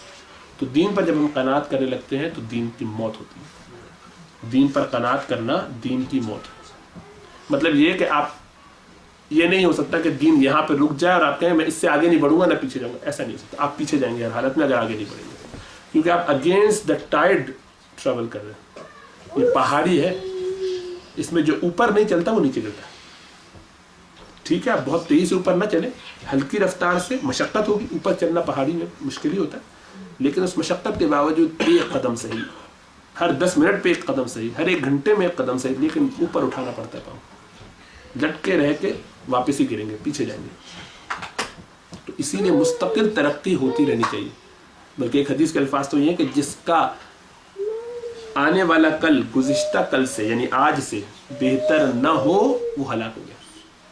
یعنی میں نے آج جتنے اچھے اعمال کیے, کچھ فرائض کیے, کچھ سنتیں, کچھ اور چیزیں کی, اگر کل اس سے زیادہ کرنے کی توجہ مجھے نہ رہی تو میرے لیے تباہی ہے. یعنی مجھے خود یہ کانشیسلی یہ ایفرٹ کرنی پڑے گی کہ میرے معاملات ہر روز کچھ نہ کچھ بہتر ہوتے جائیں، یا کم از کم مینٹین رہے، کچھ آگے بڑھتا رہو، ورنہ تنزلی ہمارا مقدر بنے گی. اور امت میں ایک بڑی پریشانی یہی ہے کہ ہم سب اپنے اپنے حساب سے اپنے اپنے لیے، دنیا میں ہم نے کوئی لمٹ نہیں لگائی، دنیا انلمیٹڈ ہے، اس میں تو کوئی سوال ہی نہیں ہے، جتنا آ جائے کھلا چل رہا ہے. کوئی یہ لمٹ نہیں ہے کہ اتنے پیسے اب میرے پاس آنے لگے مہینے کی تنخواہ کے تو اب میں اس سے آگے کا نہ سوچوں. اگر تنخواہ بڑھے گی تو میں کہتا ہوں نہیں مجھے اس کی ضرورت نہیں، ہر سال بڑھی رہے، ہاں سبحان اللہ زندگی اچھی ہے، اس کے باوجود بھی ادھر ادھر جوڑ توڑ ہوتی رہے تو بہت اچھا ہے. ایک آدھ ہاتھ ادھر بھی چل جائے، سائڈ کا بزنس بھی ہو جائے، سب چل رہا ہے، وہ سب اپنی جگہ. تو دنیا میں تو کوئی لمٹ نہیں، آخرت میں یار یہ فرض ہے اتنا کافی ہے بس بہت. تو کبھی کبھی میں ایسے کہتا ہوں کہ آدمی گویا ایمان و کفر کی سرحد پہ اندھا بھینسا کھیل رہا ہے. یہ لائن ہے، اس سے ادھر گیا تو کفر، ادھر ہے تو ایمان، اور اس لائن کے بالکل اس طرف کھڑا ہو کے بس ناچ رہا ہے، خوش ہے، مزے کر رہا ہے کہ یار دیکھو ہم ہیں تو مسلمان، لگا تو کوئی فتویٰ لگا نہیں سکتا، ہم تو پکے مسلمان ہیں اور ڈٹ کے مسلمان ہیں. لیکن خطرہ یہ ہے کہ اس اچھل کود میں اس کو نہیں پتا کہ وہ کب اس کا پاؤں لائن کے اس طرف پڑ چکا ہو اور وہ کہاں کب اس وقت وہاں موج نکلا ہو، یا یہاں سے ہلکی سی ہوا آئے اور ایک دھکا لگے اور وہ ادھر ہو اور سمجھ رہا ہے کہ میں کریز میں ہوں، کریز میں نہیں ہوں، ایلبو ڈبلو ہو چکے. صحیح ہے نہیں؟ کیا ہوتا ہے کریز میں کرنا ہوتا اسٹمپ آؤٹ یا جو بھی ہو. تو یہ کھیل جو ہے بہت خطرناک ہے. اسی لیے حدیث میں یہ آتا ہے کہ اپنے آپ کو، یہ اللہ تعالیٰ نے حدود بیان کی ہیں دونوں طرف حرام چیزوں کی، اس سے بہت پیچھے رہو، بہت دور اندر کی طرف رہو، ایمان کے بیچ میں، یعنی ایمان کا اگر یہ دائرہ ہے تو اس دائرے کے درمیان میں رہو، کناروں پہ مت رہو. ہمارا کام یہ ہے کہ ہم صرف کناروں پہ کھڑے رہتے ہیں اس امید پہ کہ بس جھولتا رہوں گا ادھر ہی کھڑا رہوں گا، اس طرف نہیں آؤں گا. کفر میں جانے سے بس مجھے فکر کرنی بچنے کی، باقی سب کچھ چلتا ہے. ایسے شخص کو پتہ نہیں کہ وہ کب اس طرف آرام سے پڑا ہوا ہوگا اور سمجھ رہا ہے کہ میں تو فارغ ہو چکا تھا، اور اللہ تعالیٰ کے پھر اس کی جب آنکھ کھلے گی. اسی لیے حدیث میں یہ آتا ہے کہ دجال کے زمانے میں ایک آدمی شام کو مسلمان ہوگا، صبح کافر ہو جائے گا. کیسے کافر ہو جائے گا؟ کیسے کافر ہو جائے گا؟ دجال کے آرگیومنٹس، اس کی باتوں سے، اس کی آسانیوں سے. جب وہ ساری آسانی آپ کو دے رہا ہوگا کہ دیکھو ڈٹ کے دنیا کماؤ، عیاشی کرو، کوئی گناہ رہا ہی نہیں، ہر گناہ ختم ہو چکا. اب اللہ کی طرف سے تمہیں بالکل آسانی ہے، ہم تمہیں بتا رہے ہیں مزے کرو، جو چاہو کرو. اور لاجیکل بہت ساری باتیں آپ کو دکھائے گا اور آپ کو وہ لاجک سمجھ میں آنے لگے گی، تو ہم آپ بڑے آسانی سے اس کا شکار ہو جائیں گے. امید ہے کہ ہم تو نہ ہوں، اللہ کی ذات سے امید ہے اللہ ہمیں محفوظ رکھے، لیکن بعد والوں کے لیے زیادہ خطرہ ہے. تو جو آپ تک دین پہنچا گئے ہیں آپ کے پرانے والے، اپنی ذمہ داری جو اللہ کے رسول صلی اللہ علیہ وسلم نے صحابہ اور صحابہ سے تابعین اور تابعین سے تبع تابعین اور امت میں اسی طرح سینہ بسینہ کندھے و کندھے پہنچتی چلی آ رہی تھی ہم سے پہلے والوں تک، انہوں نے وہ ذمہ داری ہمارے اوپر ڈال کے اپنے آپ کو فارغ کر لیا. وہ تو ایمان کے ساتھ دنیا سے چلے گئے. اب یہ ہم سارے جو لوگ ہیں، یہ ہماری ذمہ داری ہے کہ ہم اس اگلی جنریشن کو اس دین کو اس کی پوری شکل کے ساتھ اگر پہنچائیں گے تو ہمارا کام مکمل ہوگا. اس سے پہلے ہم مر جاتے ہیں یا کچی پکی صورت میں ان کو پہنچاتے ہیں اور یہ لوگ اس کے نتیجے میں گمراہ ہو جاتے ہیں اور خراب ہو جاتے ہیں، تو ہم میں سے ہر ایک کی پکڑ ہوگی، ہر ایک کی پٹائی اس کے درجے کے مطابق ہوگی جو اس نے کیا. کہ آپ کیا چھوڑ کے اپنے پیچھے والوں کے لیے گئے تھے، کس حالت میں دین کو چھوڑ کے گئے تھے، کیا ان تک آپ نے بات پہنچائی تھی، کتنا سکھایا بتایا تھا، کس جنگل میں لا کے ان کو چھوڑ دیا تھا. اور آپ غور کیجئے، آپ کے والدین کے بارے میں غور کیجئے، پچھلی جنریشن کے بارے میں غور کیجئے کہ ان کا سنتوں پر عمل، ان کا دین پہ رہنا. اور اپنی علامہ گیری کو بھی دیکھ لیا. آج کے زمانے میں ہم سے زیادہ کون آج کل علامہ ہو سکتا ہے موجودہ دور کے لوگوں میں؟ ہم یعنی میڈیا میں ہم سے زیادہ سیوی کوئی نہیں ہے، سارے گیجٹس ہم سے زیادہ کون جانتا ہے؟ آج کا بچہ آپ کو بتا دے گا، بہت شارپ. اسی لیے دو نمبری کے کام جو سارے ہمیں آتے ہیں. دین کے بارے میں ہم یہ چاہتے ہیں کوئی شارٹ کٹ ادھر کا ملے، یہاں سے یہ ہو جائے، یہاں سے یہ ہو جائے. سنسیئرٹی کی کمی. ہم میں سے کون ہے جو تہجد میں کھڑے ہو کے روتا ہو؟ اور یعنی میں اپنے والد، اپنے دادا، ان لوگوں کے بارے میں جانتا ہوں کہ ان لوگوں کی دعاؤں پہ ہمیں امید ہوتی تھی کہ یار اگر میرے لیے ابا نے میری دعا کر دی تو کام بن گیا. جس طرح سے وہ گڑ گڑا کے دعائیں کرتے تھے. اور آج آپ کو آس پاس نظر نہیں آتے ایسے لوگ، ختم ہو گئے. ہماری اس جنریشن میں 40 سال کے ہم لوگ اور اس سے اوپر کے جو لوگ ہو چکے ہیں، پرانے زمانے کے لوگوں کا حال یہ تھا کہ 40 کے جب ہوتے تھے بستروں کو چھوڑ دیتے تھے کہ اب موت کی تیاری، زندگی گزار لی میں نے، جوانی ختم ہو گئی، اب بڑھاپے کی طرف ہوں میں، بس مرنے کی تیاری شروع کرو. تو وہاں سے وہ اپنے آپ کو جگانا شروع کرتے تھے. تہجدوں میں اٹھ رہے ہیں، روزوں کے اندر مگن ہے، دنیا چھوڑ کے فارغ ہو گئے، آخرت کی فکر میں لگے ہوئے. ہماری تو وہاں دنیا شروع ہوتی ہے. ساری زندگی جو اور جاب کر کے کمایا ہوتا ہے اس سب کو اب چونکہ سیٹل ہوئے ہوتے ہیں تو اب صحیح معنوں میں دنیا داری کا مظاہرہ کرتے ہیں, ساری جوانی کے اپنے ارمان پورے کرتے ہیں, اور پہلے اگر کچھ کرتے تھے تو وہ بھی چھوڑ دیتے ہیں.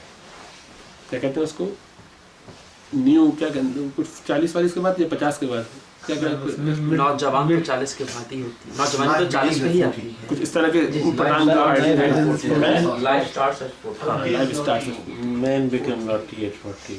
ہاں. تو اس طرح کی چیزیں جب وہ کرتے ہیں تو اس کا مطلب یہ ہے کہ آپ کو دنیا پرستی کی طرف پوری دعوت ہے, لگ جائیے اسی میں الجھے رہیے, اور ہمیں ہماری آپ کی فکر آخرت جو ہونی چاہیے وہ ہم چھوڑ کے بیٹھے ہیں. تو اللہ ہمیں توفیق دے کہ ہم جاگیں, یعنی بغیر اللہ کے رسول کے طریقے کو دنیا میں لائے ہوئے صلی اللہ علیہ وسلم اپنی زندگی کے ہر شعبے میں ہر جگہ چاہیے, لیکن اپنی ذات سے تو شروع کریں, پہلے اپنے اوپر تو شروع کریں, اور آہستہ آہستہ اس میں پھر خلوص, ریا سے بچنا, جو کام کر رہے ہیں اس میں دکھاوا نہ ہو, اور دوسروں کو جج کرنا چھوڑیں, اپنی فکر کریں. ہر آدمی اپنی فکر کرے کہ میں کیا. ہماری ایک پرابلم بہت بڑا یہ بھی ہے کہ دوسرے کیا کر رہے ہیں یار, لیکن وہ تو ابھی چھوڑ دو بھائی, اللہ کے بندے جان چھوڑ دو دوسرے کی, اپنی فکر کرو. اپنی جنت کا جب سرٹیفکیٹ مل جائے کہ ہاں میں جنتی ہوگا, پھر دوسروں کی فکر کرنا شروع کر دیں. مزے کی بات ہے کہ صحابہ کو جب جنت کی سرٹیفکیٹ مل گیا تھا تب بھی انہوں نے یہ کام نہیں کیا. عمر فاروق کو جب اپنی جنت کا سرٹیفکیٹ ملا ہوا تھا, اللہ کے رسول جب بھی اپنی فکر میں لگے رہتے تھے. سارے صحابہ کا یہ حال تھا, اور ہمارا ڈے 1 سے پریشانی یہ ہے کہ یار میں تو گناہ گار ہوں نا, لیکن یار وہ کیا کر رہا ہے, وہ مولوی کیا کر رہے ہیں, فلاں نے کیا کر رہا ہے. ارے چھوڑ دو دوسروں کو ان کے حال پہ, ہم آپ کیا کر رہے ہیں, میں اپنی ذات کی فکر کروں. اور اسی طرح ایک ایک کر کے اپنے اپنے گھر میں چراغ, پھر وہ چراغ پڑوسیوں میں, رشتہ داروں میں, جہاں جہاں ہو سکے یہ کوشش کرنی چاہیے. دعوت اور دین کی بات پھیلانے کو منع نہیں کر رہا, لیکن اس کا طریقہ ایک ادب اور اچھے انداز سے, یہ خیال رکھنا چاہیے کہ یہ بھی ذہن میں اصول ہے, یہ بھی بالکل ایک یعنی مسلمہ سا اصول ذہن میں رکھنا چاہیے کہ ہر بندہ جس کو میں دیکھتا ہوں, ملتا ہوں, اگر وہ مسلمان ہے اور مجھے پتہ ہے وہ مسلمان ہے تو وہ مجھ سے یقینی طور پر بہتر ہے, ایک بات. اور جو مسلمان نہیں ہے وہ امکانی طور پر بہتر ہے, یعنی نان مسلم. جو مسلمان ہے وہ اس لیے یقینی طور پر بہتر ہے کہ اس کے معاملات کیا ہیں وہ اللہ جانے اور وہ جانے. ہو سکتا ہے بظاہر وہ سنت کے مطابق یہ عمل نہیں کر رہا, بظاہر وہ ایک گناہ میں پڑا ہوا ہے, شراب میں یا حرام میں یا کسی اور چیز میں, نماز نہیں پڑھ رہا, یہ کوئی اور کام ہے, میرا رشتہ دار ہے, میں جانتا, لیکن اس کی کس بات پہ اللہ تعالیٰ اس سے راضی ہے میں اور آپ نہیں جانتا. لیکن اپنے آپ کو ہم میں سے ہر ایک جانتا ہے, میں کتنا گندا ہوں, میں کتنا خراب ہوں, میں کتنے گناہوں میں ملوث ہوں. خفیہ طور پہ رات میں تنہائیوں میں میرے ذہنوں میں کیا کیا خیالات آتے ہیں, اور میں کس طرح کی پلاننگ کرتا ہوں دنیا کمانے کے لیے, دنیا کو دھوکہ دینے کے لیے, اور کیا کیا کرتا ہوں, جو ساری چیزیں اس سب سے میں ہی واقف ہوں, یہ اللہ جانتا ہے. تو اس بنیاد پر مجھے اپنی جب اوقات پتہ ہے تو اس پر ڈرنا چاہیے کہ یہ مجھے کہیں جہنم میں نہ لے کے چلی جائے, یا میرا ایمان سلب نہ ہو جائے اس کی بنیاد پر. اور اسی طرح جو کافر ہے اس کے بارے میں یہ یقین ہے کہ ابھی تو کافر ہے, مجھ سے بہتر نہیں ہو سکتا, لیکن اس بات کا کیا یقین ہے کہ وہ آج کل کبھی مرنے سے پہلے مومن ہو جائے, ایمان لے آئے, اس کے نصیب میں ایمان ہوا اور اللہ کرے ہو تو وہ ایمان لا کے مجھ سے کتنا آگے نکل جائے. تو امکان ہے اس بات کا کہ وہ مجھ سے بہتر ہو جائے مومن ہوتے ہی, کلمہ پڑھا اور آگے, تو امکانی طور پر وہ مجھ سے بہتر, اور دوسرا ویسے ہی بہتر ہے.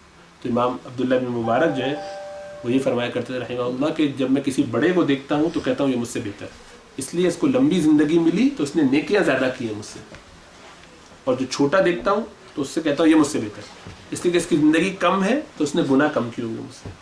ہم الٹا کرتے ہیں کہ جو چھوٹا ہے کہ ابھی جتنی تمہاری عمر ہے اتنا تمہارا تجربہ ہے, جمعہ 8 دن ابھی دین میں آیا, ہوشیاری شروع کر دی, چلو نکلو. اور جو بڑا ہو سو کہتے ہیں ہاں بھائی ہم جانتے ہیں ساری زندگی کیا عیاشی بدماشی انہوں نے کی ہوں گی, اب بڑھاپے میں ان کو جو اللہ اللہ سوج رہا تو ہمیں بھی سنا رہے ہیں کھری کھری 900 چوہے کھا کے بلی چلی حج کو, یہ سب باتیں سنا کے مولوی دونوں طرف کے لوگوں کو چپ کرا دیتے ہیں. تو اللہ ہمیں توفیق دے کہ ہم اپنی ذاتی فکر زیادہ کریں دوسروں کے مقابلے میں, اپنے معاملات کی اصلاح کرنے کی کوشش کریں, اور اپنی زندگی میں سنتوں کو لے کر آئیں. سنتوں کو ہلکا سمجھنا خدا کے لیے چھوڑ دیں. یعنی مجھے اس بات کا خدشہ ہے کہ نہ صرف یہ تو فرائض تو چھوٹیں گے, آدمی ایمان سے بھی نکل جائے. جب وہ تحقیر کرے سنتوں کی, اس کا عمل تحقیر کرے, یا وہ غیر اہم سمجھ کے اگنور کر رہا, یہ ایسا ہی ہے کہ آپ کے ابا گھر میں داخل ہوں اور آپ ابا کی کسی بات کو جو کہ بہت ہلکی، ایک تو ایک غصے میں کہی، ایک بات انہوں نے ہلکے سے کہی، اس پہ وہ ناراض نہیں ہو رہے، لیکن آپ نے اس کو اگنور کیا، ایک دفعہ، 2 دفعہ، بار بار، ایسی 50 باتیں ابا کی اگر ہو جائیں اور ہر بات کو آپ ایسے اگنور کر رہے ہو، آپ کا کیا خیال ہے، آپ کا کیا تعلق ہوگا آپ کے ابا کے ساتھ، آپ کے ابا آپ کے ساتھ کیا ڈیل کریں گے؟ بڑے بزرگ والد ہیں، ظاہری بات آپ کو کچھ کہہ نہیں سکتے، آپ نوجوان ہیں، بڑے ہو چکے ہیں، لیکن دلی تعلق تو ان کا کوئی آپ سے محبت والا نہیں ہوگا. نسبی تعلق کی مجبوری ہے، باپ ہونے کی وجہ سے تو وہ محبت کریں گے، وہ ایک الگ مجبوری ہے، لیکن جو آپ سے دینی تعلق ہونا چاہیے وہ تعلق کبھی بھی نہیں ہے. اسی طرح آپ بس یہ سوچ لیجیے کہ اللہ کے رسول میرے گھر میں موجود ہیں آج، اور ان کی بتائی ہوئی کون کون سی چیزیں وہ ہر بات مجھ سے کہہ رہے ہیں. میں باتھ روم جا رہا ہوں تو مجھے کہہ رہے ہیں کہ بھائی سیدھے پاؤں کی جگہ الٹے پاؤں رکھ لیتے تو اچھی بات تھی. پھر جناب وہ باتھ روم گئے، ٹوائلٹ میں بیٹھے ہیں تو کعبے کی طرف منہ یا پیٹ کر کے بیٹھے ہیں، آپ کو فرمایا کہ سیدھے ہو جاتے. اور باہر نکل کے آ رہے ہیں تو پھر الٹا پاؤں اور سیدھے پاؤں کی تفصیل، پھر وضو کے دوران، کھانے کے دوران، صبح سے آپ یعنی آفس جانے تک کم از کم 50 چیزیں ایسی ہوں گی کہ جن میں آپ خلاف سنت عمل کر رہے ہوں گے. اور آپ اس خالی اس لمحے کو سوچ لیجیے کہ وہ اللہ کے رسول صلی اللہ علیہ وسلم آپ کو ہر بات پہ پوائنٹ کر رہے ہیں، ایسے ایسے ایسے، اور آپ ان میں سے ہر ایک کو اگنور کرتے چلے جا رہے ہیں. اور اس کے بعد آپ کا دعویٰ یہ ہے کہ آپ اللہ کے رسول صلی اللہ علیہ وسلم کے عاشق ہیں، ان کو بہت محبت کرتے ہیں، ہم تو مسلمان ہیں، جان دے دیں گے. سب ڈھکوسلا اور ڈرامہ اگر آپ اپنی زندگی میں، اور یہ ساری میں پھر وہی کہہ رہا ہوں کہ بہت ہلکی سنتوں کی بات کر رہا ہوں میں، جو کہ زندگی میں کوئی مشکل نہیں ہے. لیکن ہمارا آپ کا حال یہ ہے کہ ہم تو ان کو جاننا بھی نہیں چاہتے. ہمیں نہ پتہ ہو بہت اچھا ہے بھائی، رہنے دو خاموش. کم پتہ ہوگا آسانی ہوگی، لوگ یہ کہتے ہیں. نہیں پتہ ہوگا تو پوچھنی ہوگی. یہ تو اور بری بات ہے کہ آدمی کو یعنی یہ بھی احساس نہیں ہے کہ اس کو یہ پتہ ہو کہ میرے محبوب کو پسند کیا ہے. تو محبت تو اس کو پتہ ہی نہیں محبت کیا چیز ہوتی ہے، دھوکے میں پڑا.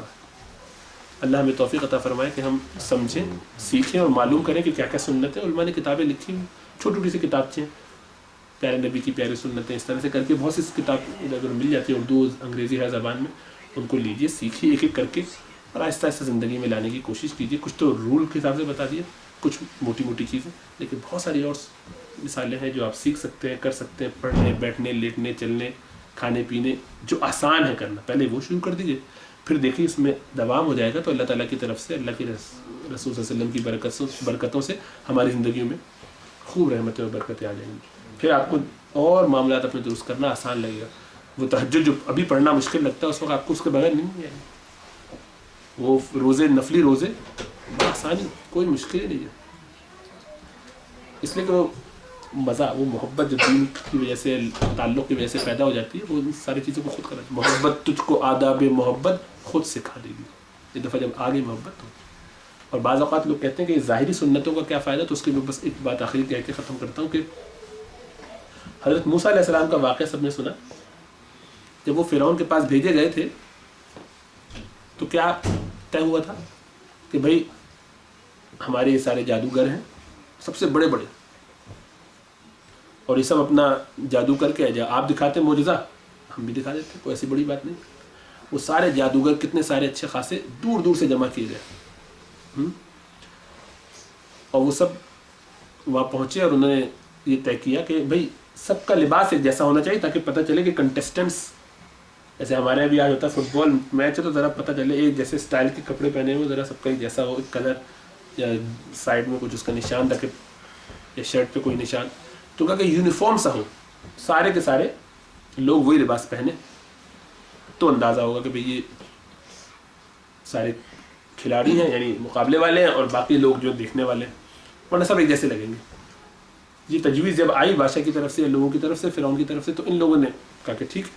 حضرت موسیٰ کو جب بیان کیا یہ بات تو کہتے نہیں، میں تو تمہارے طریقے، تم تو جادوگر ہو، تمہارے لیے وہی لباس ٹھیک ہو، میں تو نہیں پہنتا تمہارے لباس، میں تم سے کیوں شباہت اختیار کروں، تمہارا طریقہ چھوڑو، میں نہیں کرتا. تو ان لوگوں نے کہا کہ بڑی مشکل ہو گئی، اگر نہ پہنے تو ہمارے لیے مشکل. اب ہم بادشاہ کو نہیں بتاتے.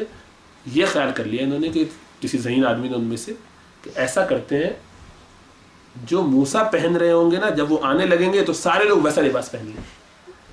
یعنی وہ ہمارے جیسا لباس نہیں پہنتے تو کیا ہوا، ہم ان کا جیسا پہن لیتے تو یہ ہو جائے گا کہ سارے لوگ وہی کلر، وہی اسٹائل، وہی ڈریس پہنے ہوں گے، تو سب کا ایک ذرا سا پتہ چل جائے گا. ہم اصل مطلوب تو یہ ہے نا کہ سارے کھلاڑی جو ہیں ان کا ایک لباس ہو. صحیح. اور یہ انہوں نے جو کیا تو جیسے موسیٰ علیہ السلام کو آتے ہوئے دیکھا، اندازہ ہو گیا، تو ان لوگوں نے جلدی تو بادشاہ کے دربار سے اس طرح کے کپڑے نکال کے سب پہن لیے. لباس تو ایک ہی طرح کا ہوتا تھا جنرلی, لیکن کلر اور ذرا میچنگ جو بھی انہوں نے کرنی چاہی تو انہوں نے گویا شباہت اختیار کی موسیٰ علیہ السلام کی. پورا واقعہ ہونے کے بعد کیا ہوا, جیسے ہی حضرت موسیٰ علیہ السلام نے اپنا عصا پھینکا اور وہ اژدہا بن گیا, ساری چیزوں کو کھا لیا, نگل لیا باقی سانپوں کو. وَأُلْقِيَ السَّحَرَةُ سَاجِدِينَ, سارے کے سارے جادوگر سجدے میں گر گئے. کہنے کیا لگے, آمنا برب العالمین, رب موسیٰ و ہارون, موسیٰ اور ہارون کے رب پر ہم ایمان لائے, رب العالمین کے اوپر ایمان لائے. فرعون نے کیا کہا کہ تم نے ان کی بات مان لی قبل اس کے کہ میں تمہیں اجازت دیتا. ان ھذا لمکرکم مکرتموہ, یہ تمہارا مکر ہے, تمہارا ڈرامہ ہے, تم نے پلان کیا ہوا تھا, کانسپریسی تھی ہوئی ہے تم لوگوں نے پہلے سے آپس میں. انہ لکبیرکم الذی علمکم السحر, یہ تمہارا وہ بڑا بادشاہ, وہ بڑا ہے جو تمہیں جو ہے جادو سکھاتا رہا ہے. یہ سارے تم نے کی حرکتیں, اور مجھے جا کے اب میں تمہارے دائیں ہاتھ اور بائیں پاؤں کو کاٹوں گا, اور بائیں ہاتھ اور دائیں پاؤں کو کاٹوں گا, یعنی کراس پیر کاٹوں گا, اور تم لوگوں کو سولی چڑھاؤں گا. لأصلبنکم اجمعین, اور ایسی تکلیف دوں گا تمہیں کہ تم زندگی بھر یاد رکھو گے. کیا کہا انہوں نے, ایک لمحے میں جو ایمان, چونکہ وہ دیکھ چکے تھے کہ یہ جادو نہیں ہے جو موسیٰ علیہ السلام کی, یہ تو اصل ہے کچھ, اس بنیاد پر ایمان لائے, اور ایمان بھی اس درجے کا لائے کہ اب کا تم کچھ بھی کر لو ہم پلٹنے والے نہیں. انا الی ربنا لراغبون, ہم اللہ کی طرف رغبت کر چکے بھائی, اللہ ہمارے دل میں بس چکے, ہم اللہ کو اب چھوڑنے والے نہیں. دین ہمارے اندر ایسا مضبوط آ گیا کہ اب تمہاری کوئی تکلیف ہمارے لیے ہمیں ہٹانے والی نہیں اس راستے سے, کوئی بڑا چیلنج نہیں, کوئی مشکل نہیں. ایسا ایمان راسخ کیوں ہوا؟ تو روایتوں میں آتا ہے کہ بعد میں موسیٰ علیہ السلام نے پوچھا, یا اللہ یہ تو اللہ تعالیٰ سے کہ یا اللہ یہ ہمارے درمیان تو یہ مقابلہ تھا, آپ نے ان لوگوں سب کو ہی ماشاء اللہ مسلمان کرا دی, یہ اس میں کیا حکمت؟ وہ تو لڑنے آئے تھے, مقابلہ کرنے آئے تھے. آپ نے فرمایا کہ موسیٰ انہوں نے تیری شباہت اختیار کی تھی کہ میں نے اس شباہت کو محروم کرنا پسند نہ کیا. کہ وہ سارے لوگ, یہ تفسیری روایتوں میں, کہ وہ سارے لوگ چونکہ تیری شباہت اختیار کر چکے تھے تو میں نے ان کو تیری یعنی اپنی رحمت سے محروم کرنا پسند نہ کیا, بلکہ ان کو اس بنیاد پر کہ موسیٰ جیسے لگ رہے سارے سب کو نواز دو. اور ایسا نوازا تو بعض لوگ ان کے نزدیک یہ پریشانی ہوتی کہ سنت ظاہری کیا نہ, ظاہری سنتیں بھی انتہائی اہم ہیں اس بنیاد پر, اور بہت سے اس طرح کے واقعات ہیں. باطنی سنتیں, اس کا مطلب نہیں کہ دل جو ہے وہ گندے ہو, دل کی سنتوں کی بھی ہم بات کرتے ہیں, دلوں کو بھی کس طرح صاف کرنا وہ تو ہے موضوع بہت اہم ہے اور بہت زیادہ اہم ہے, اخلاص اور ساری چیزیں ہونا. لیکن ظاہری سنتوں کو بھی حقیر سمجھ کے چھوڑنا نہیں چاہیے.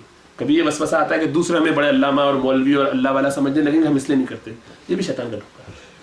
تو اس میں دل کے اندر جو آئے گا نا بیماری, اس بیماری کا علاج کریں گے. اس کا یہ مطلب تھوڑی کہ نبی کا طریقہ چھوڑ دیں, نبی کا حکم اور نبی کا طریقہ آ رہا ہے, اس کو میں اس لیے چھوڑ دوں کہ لو. عقبہ بن عامر کا غالباً یہ واقعہ ہے کہ وہ کسی غزوے میں موجود, کسی جب یہ قیصر و کسریٰ کی کسریٰ جب فتح ہو گیا تو وہاں پر یہ حذیفہ بن یمان کھانا کھاتے ہوئے دسترخوان پر, کچھ بادشاہ کے دربار میں کسریٰ ایران کا بڑا بادشاہ, گر گیا کچھ تھوڑا سا کھانا, تو انہوں نے دسترخوان سے اٹھا کے کھانے لگے. سنت ہی ہے کہ کچھ گر جائے دسترخوان پہ تو اٹھا کے کھا لیا جائے. تو ان کے ساتھ جو صحابی دوسرے اور ساتھی تھے, تو ان کا کہنا ایسا نہ کریں, ان کا یہ معیوب سمجھا جاتا ہے, کیوں اٹھا کے آپ نیچے سے بار بار گر جاتا آپ اٹھا کے کھا لیتے ہیں. تو انہوں نے کہا اترک سنت رسول اللہ صلی اللہ علیہ وسلم لہؤلاء الحمقاء, کہ کیا میں چھوڑ دوں اپنے نبی کی سنت کو ان سارے بے وقوفوں کے لیے. احمق کی جمع حمقاء, احمق تو ہم سب جانتے ہیں اردو زبان والے. ان بے وقوفوں کے لیے میں اپنے نبی کا طریقہ چھوڑ دوں, ان کو نہیں سمجھ میں آتا, ان کو برا لگتا ہے, لگا کریں. اور ہمارے آپ کے لیے ایسی سنتیں کہ جن پر اللہ کے رسول نے بہت زور دیا, داڑھی کا رکھنا, ہم آپ نے منہ پھیر لیا ان لوگوں سے جن کی داڑھی نہیں تھی. ہمارے لیے ایسی سنتیں, یا ناخن کا کترنا عورتوں کے لیے کتنا بڑا مشقت کا کام ہے, ناخن چھوٹے کرنا. اللہ کے رسول صلی اللہ علیہ وسلم ہر ہفتے اپنے ناخن ترشواتے تھے, اور تمام مردوں عورتوں کے لیے سنت ہے کہ وہ اپنے ناخن ہر ہفتے کاٹا کریں. لیکن اگر ناخن بڑے نہ ہوں تو ظاہری بات ہے زندگی کا لطف ہی نہیں ہے نا. یعنی ہمارے لیے سنتوں کا اختیار کرنا, یا سادگی اللہ کے رسول کی سنت ہے, اس میں تو دنیا جہاں کی امبیلشمنٹ ہونا. سادگی کا مطلب یہ کہ جو اویلیبل ہے اس میں اطمینان ہے, اس میں سکون ہے. ہر بات کے لیے باقاعدہ اہتمام نہیں کیا جا رہا, جہاں جیسا مل گیا ویسا کر لیا, جیسا کھا لیا جیسا پی لیا, بس خوش ہے اس حال میں ہے. اچھا ہے تب بھی خوش, کم ہے تب بھی خوش. یہ سادگی ہے. زہد یہ کہ پھر کم سے کم کو اختیار کیا جائے. نہیں کم از کم سادگی اختیار کریں کہ جو ہے اسی پہ خوش رہیں. ہر پارٹی، ہر نئی میٹنگ اور ہر گیدرنگ کے لیے ایک نیا لباس اور نیا انداز اور نیا کوئی ضروری نہیں. تو اللہ ہمیں توفیق دے کہ ہم نبی کے طریقے کو اپنی زندگی میں لائیں. سنت ہی کے راستے سے اللہ کی محبت حاصل ہو سکتی ہے. قرآن کی آیت نے بیان کیا کہ میرے طریقوں کو فالو کرو گے تو اللہ تم سے خود محبت کرنے لگے گا نبی کے طریقے کو. اور نبی کے طریقے کو اختیار کر کے فرائض پر بھی دوام حاصل ہوگا اور ایمان پہ خاتمہ بھی یقینی ہے. ایمان پر خاتمہ بھی یقینی ہے. اور اس کے علاوہ کوئی اور صورت نہیں. یعنی یہ آزمودہ چیز ہے، تجرباتی چیز ہے، نصوص سے بھی اور نقول سے بھی، یعنی منقول سے بھی اور معقول سے بھی، اپنی طور پہ بھی آتی سمجھ میں. اس لیے بالکل گھبرانے اور پریشان ہونے کی بات نہیں ہے. سنتوں کو اختیار کیجیے، اپنی زندگیوں میں لے کر آئیے اور آپ فائدہ ہوگا اس سے. اللہ کی ذات سے امید ہے کہ اللہ ہمیں اس طرح کی توفیق دے اور ہدایت دے کہ ہم اپنے معاملات کو درست کریں. اقول قولی ھذا واستغفر اللہ لی ولکم ولسائر المسلمین فاستغفروہ انہ هو الغفور الرحیم. آپ کوئی سوال کرنا چاہیں تو کر سکتے ہیں. ایک سوال کرنا چاہتے ہیں. ایک دفعہ آپ وہ مائک پہ سے بول دیجیے کہ جو سن رہے ہیں حضرات لائیو، اگر ان میں کوئی سوالات ہوں تو میرے کو ٹیکسٹ کر دیں. السلام علیکم ورحمۃ اللہ. جو بھی حضرات اس وقت سن رہے ہیں ہم سب کو یہاں پر، ان کے اگر کچھ سوالات ہوں تو نمبر میں نے بھیجا تھا، اس پہ پلیز ٹیکسٹ کر دیجیے. انشاءاللہ اگر موقع ملا تو جواب دے دیا جائے گا. ایک وسلم کے واقعہ کو صحابی نے جو بات کی کہ بھائی پوچھا، وسلم نے بتایا کہ آپ فرض کریں تو میں فرض ہی کروں گا. وہ کیا واقعہ ہے؟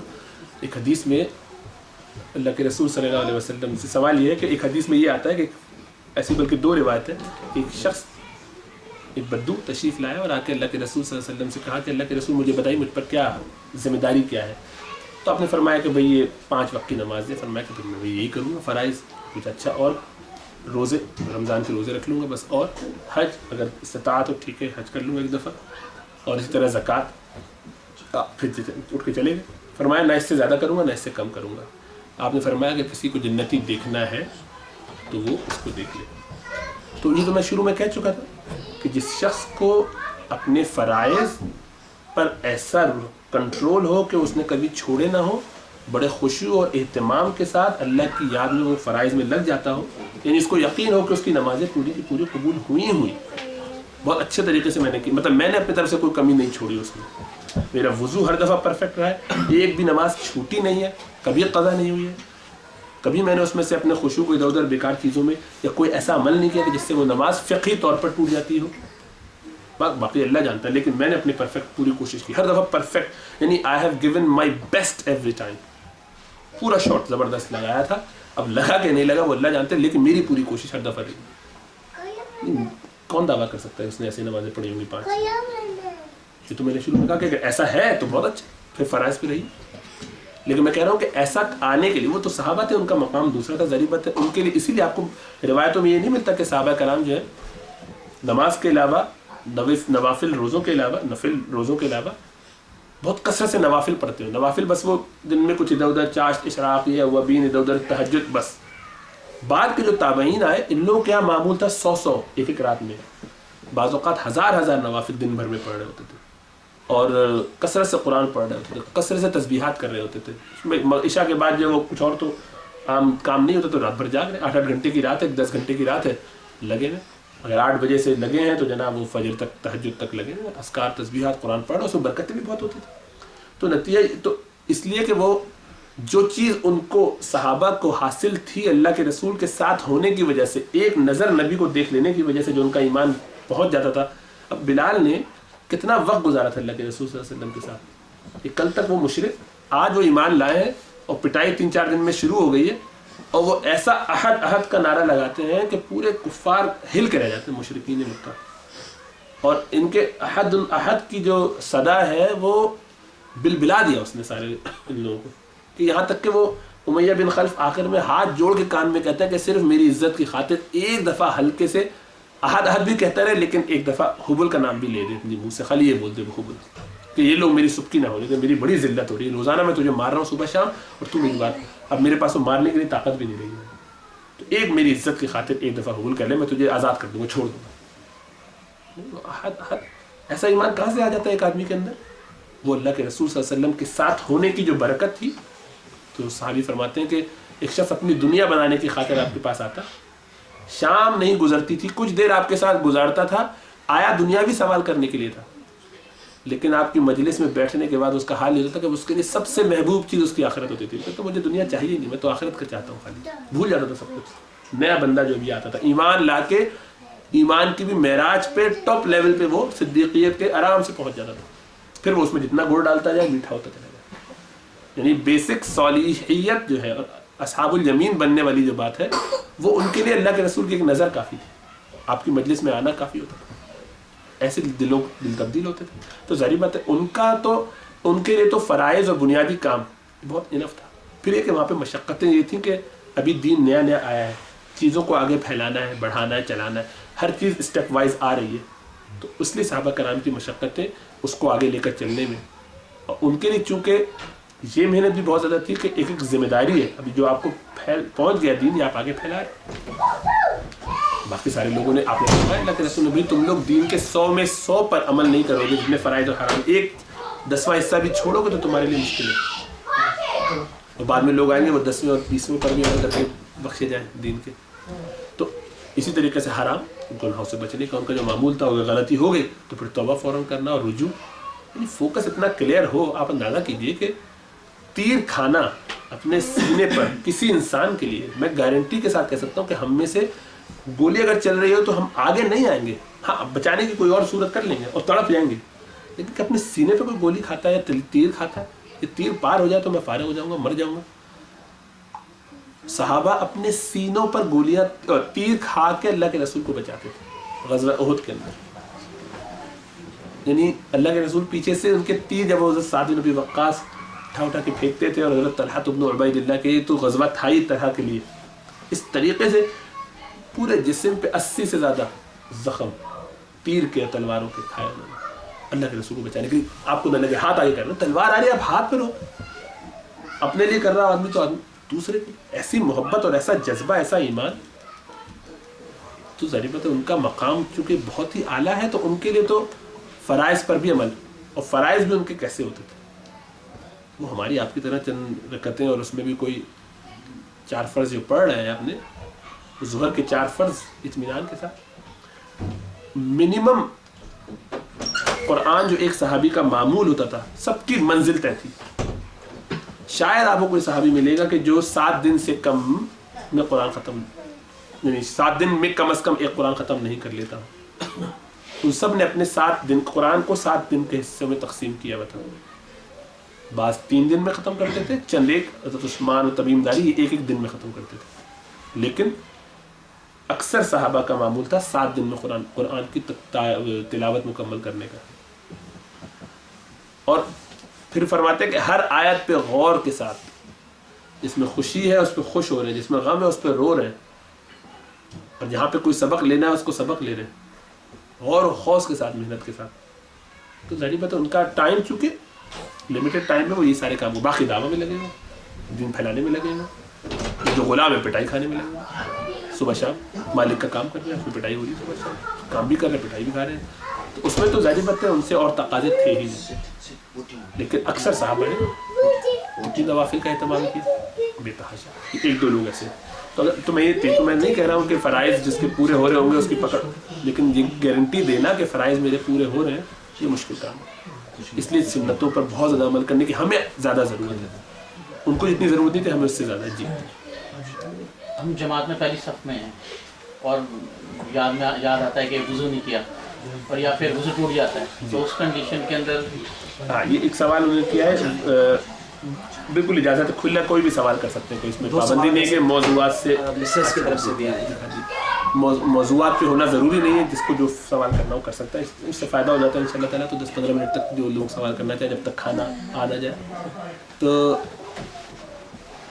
نماز کے اندر جب آپ ہوں اور آپ کا وضو ٹوٹ جائے جماعت کے اندر, تو عام طور پر تو سترے کا جو کانسیپٹ ہے, سترا یہ ہے کہ آپ جب نماز پڑھ رہے ہو تو آپ کے سامنے کم از کم 1 فٹ اونچی اور تھوڑی سی چوڑی, 1 آدھا انچ چوڑی چیز کوئی ہو, اس کے پیچھے آپ نماز پڑھ رہے ہو. کوئی دیوار ہے, کوئی کالم سا ہے, کوئی بیگ رکھ دیا ہے, کوئی کرسی رکھ دی ہے, اس کے پیچھے اگر آپ نماز پڑھ رہے ہیں تو یہ طریقہ ہے سنت کا کہ اپنے آگے آدمی ستھرا, بلکہ حدیث میں یہ آتا ہے کچھ بھی نہ ہو تو لکیر ہی کھینچ لے, کچھ نہ ہو تو اپنی چھڑی کو آگے رکھ دے یا گارڈ لے اور اس کے پیچھے نماز پڑھے, تاکہ کوئی آگے سے جائے تو اس کی نماز میں خلل واقع نہ ہو, کیونکہ اس کا تعلق اللہ سے جو بنا ہوا ہے, اب بیچ میں کوئی جائے گا تو اس کو ڈسٹربنس ہوگی. لیکن جب امام ہو آپ کے پاس تو امام سب کا ستھرا ہوتا ہے, امام سے آگے کوئی جائے گا تو اس کی نماز خراب ہوگی, باقی سب کی بھی خراب ہوگی. لیکن امام اگر آگے ہے تو پیچھے والوں کے آگے سے جانا مجبوری کے عالم میں بالکل جائز ہے. اسی لیے اگر آپ کو یہ ہو کہ آپ کا وضو ٹوٹ گیا صف کے دوران, آپ صف کے اندر ہے جماعت کے دوران, تو آپ بس جہاں ہیں وہیں سے منہ پہ ہاتھ رکھ کے نکل جائے. منہ پہ ہاتھ اس لیے رکھ دیا جاتا ہے, ناک کو اس لیے دبا لیا جاتا ہے کہ اشارہ ہے بس. سب لوگ چونکہ ایک ہی کام کریں گے تو پتہ چلے گا. کوئی آدمی جو ایک ہاتھ اٹھا کے ہلانا شروع کر دے, یا کوئی ہاتھ تالی بجانا شروع کر دے, کوئی ٹکیاں بجائے, تو کہیں اس اشارے کا کیا مطلب ہے, یہ کیا کرنے جا رہا ہے, کوئی ایمرجنسی ہو گئی. تو ایک ہی اشارہ پہ وضو ٹوٹنے کا سب کا یہی کہا جاتا ہے کہ منہ پہ ہاتھ رکھ کے نکل جائیں, دیکھنے والے کو, آپ کے آگے جانے والے.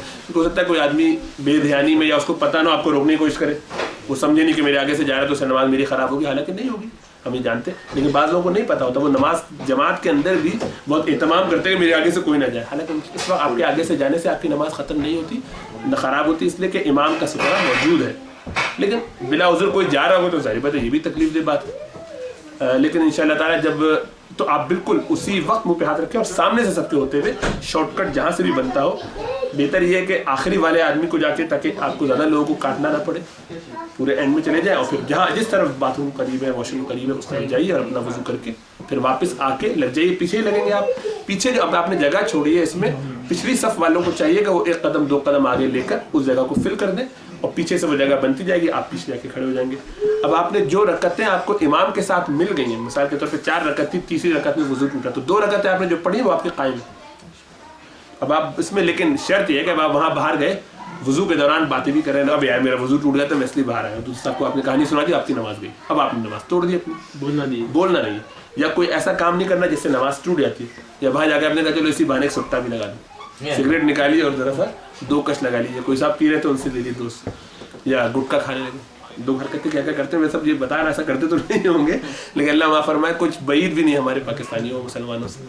پاکستانی استثنا نہیں ہے, انڈین بھی کرتے ہوں گے, لیکن بہرحال تو اس سے آپ کی پھر آپ کا وضو ٹوٹ گیا, پھر آپ کا وضو ٹوٹ گیا, یا آپ ٹوائلٹ یا مطلب کوئی ایسا عمل کر لیا جو کہ نماز کے منافی تھا, تو اس سے آپ کا وضو ٹوٹ جائے گا, نماز ٹوٹ جائے گی آپ کی. پھر آپ کو پوری شروع سے پڑھنی پڑے گی, ورنہ آپ یہاں سے واپس آئیے بغیر بات کیے ہوئے وضو کیا, اپنی جگہ پہ جہاں پہ پیچھے جگہ ملی وہاں پڑھی, تو وہ تو رکعت آپ کی تیسری نکل گئی, اس لیے کہ وہ آپ کی پوری نہیں ہوتی امام کے ساتھ. لیکن چوتھی کے اگر رکوع سے پہلے آپ آ گئے تو چوتھی آپ کو پھر مل گئی, اب آپ کو خالی 1 رکعت پڑھنی ہے. ٹھیک بھائی سوال امام کے ساتھ سوری آپ کو بات کر دوں, اگر امام کے ساتھ جوائن نہیں کرا تو پھر آپ 2 رکعت پڑھنے لگتے. اگر اب آپ آئے امام سلام پھیر چکا تھا سارا, تو پھر اگر آپ پیچھے آئیں گے تو آپ خالی 2 رکعت اپنی پڑھیں گے تو آپ کی قائم ہو جائے گی, اور آپ کی جماعت کا ثواب بھی ملے گا.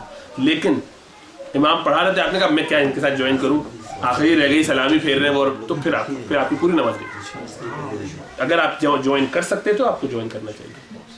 بھائی 2 سوال یہ پوچھے گئے ہیں جی کہ اگر ہم نوافل کی جگہ ذکر کریں تو افضل کیا سنت ہے, اور دوسرا سوال یہ ہے کہ جو عورتیں حجاب کرتی ہیں, نقاب کرتی ہیں, وہ کسی ایسی محفل میں جانا اگر جائیں جہاں پر مکس گیدرنگ ہو, پھر بھی وہ نقاب میں بیٹھی ہوئی ہیں, حجاب میں بیٹھی ہوئی ہیں, تو یہ جائز ہے کہ نہیں ہے؟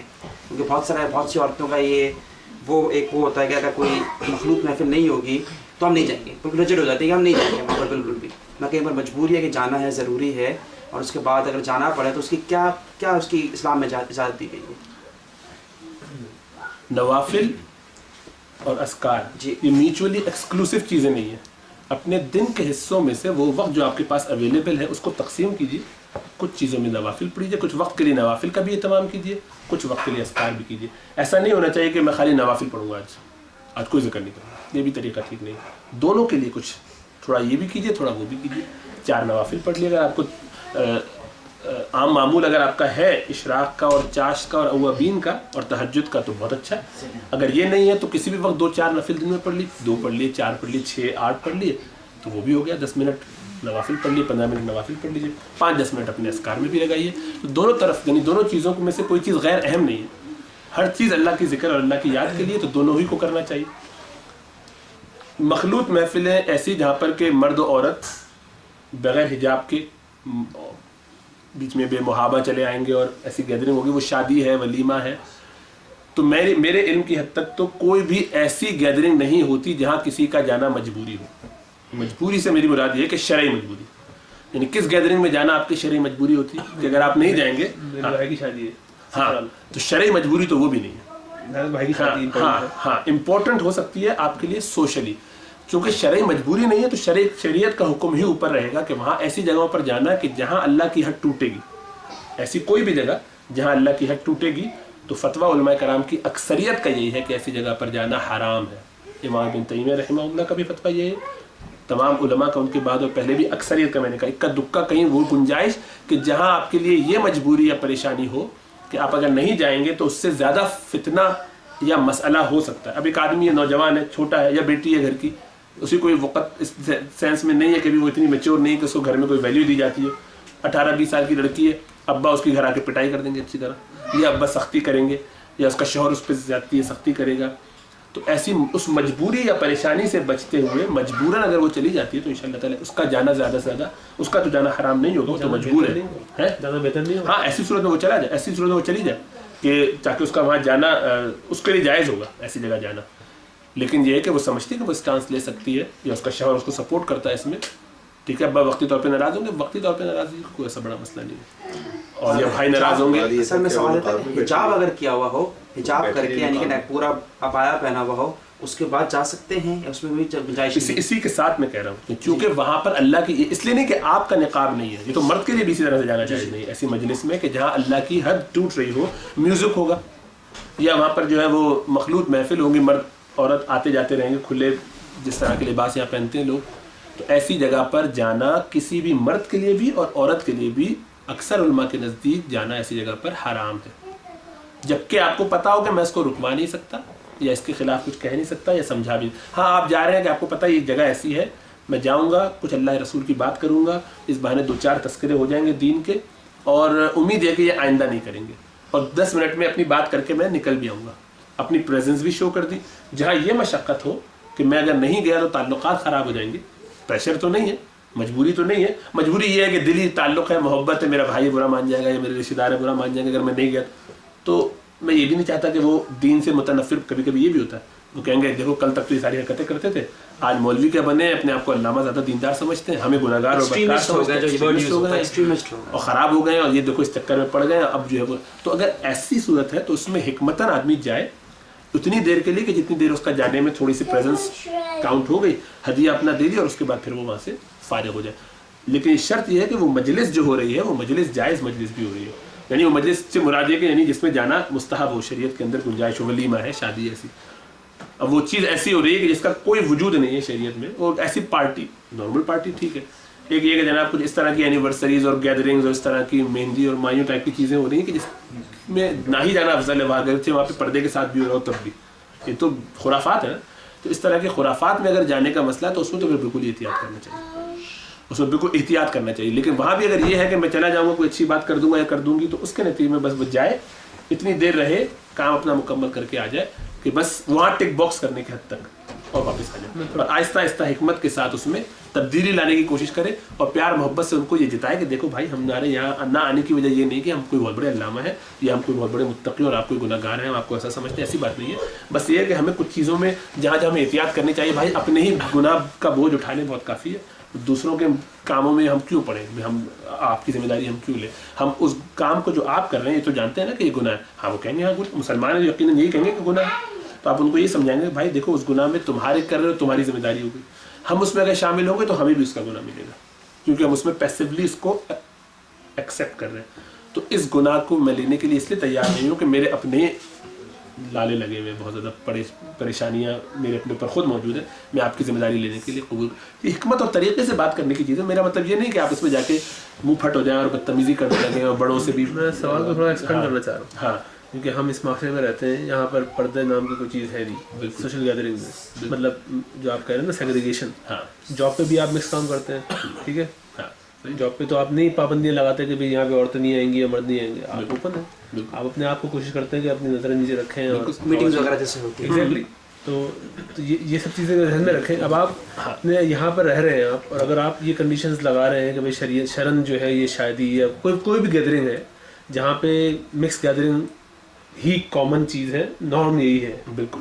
تو وہاں پر اگر آپ اس طرح سے جو تو آپ نے کہا کہ بھئی یہ تھوڑی سختی اور یہ شرم جائز نہیں ہے, اس میں تو بگاڑ زیادہ پیدا ہوگا. میں جو پریکٹیکل اسپیکٹ کی بات کر رہا ہوں کہ ایک تو تاثر یہ دیا جائے گا اور دیا جاتا ہے بیسیکلی کہ ایکسٹریمزم کی طرف جا رہے ہیں آپ, تو اس کو آپ کیسے بیلنس کریں, بیلنس آؤٹ کریں گے؟ اس میں ذہن میں یہ رکھنا چاہیے, سوال کے اندر یہ بات ذہن میں کلیئر رہنی چاہیے کہ ایک طرف ہے مجبوری اور پریشانی اور حالات اور وہ سب, وہ ایک الگ چیز ہے, اور ایک چیز ہے کہ اصول تو ہمیشہ اصول ہی رہے گا.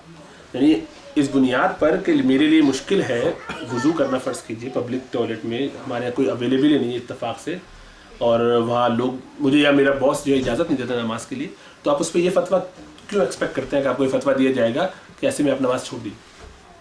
جو چیز حرام ہے وہ حرام رہے گی, اس کے نتیجے میں مشکلات جو ہوں گی ان کو ٹیکل کیسے کیے جائیں گے, یہ بالکل دوسرا سوال ہے. سوال یہ ہے جو نوکری ہے وہ آپ کی ذمہ داری ہے, وہ آپ پہ فریضہ ہے, فرض ہے اپنی اولاد کے لیے حلال طریقے سے کام کمانا کھانا, چونکہ وہ حلال کمانا آپ پر فرض ہے, اسی لیے وہاں پر کچھ چیزوں میں جہاں حرمت ہو بھی رہی ہے احتیاط کے ساتھ, افضل تو یہ ہے کہ وہاں پہ بھی نہ کیا جائے, لیکن چونکہ وہاں مجبوری ہے تو وہاں آپ جا رہے ہیں.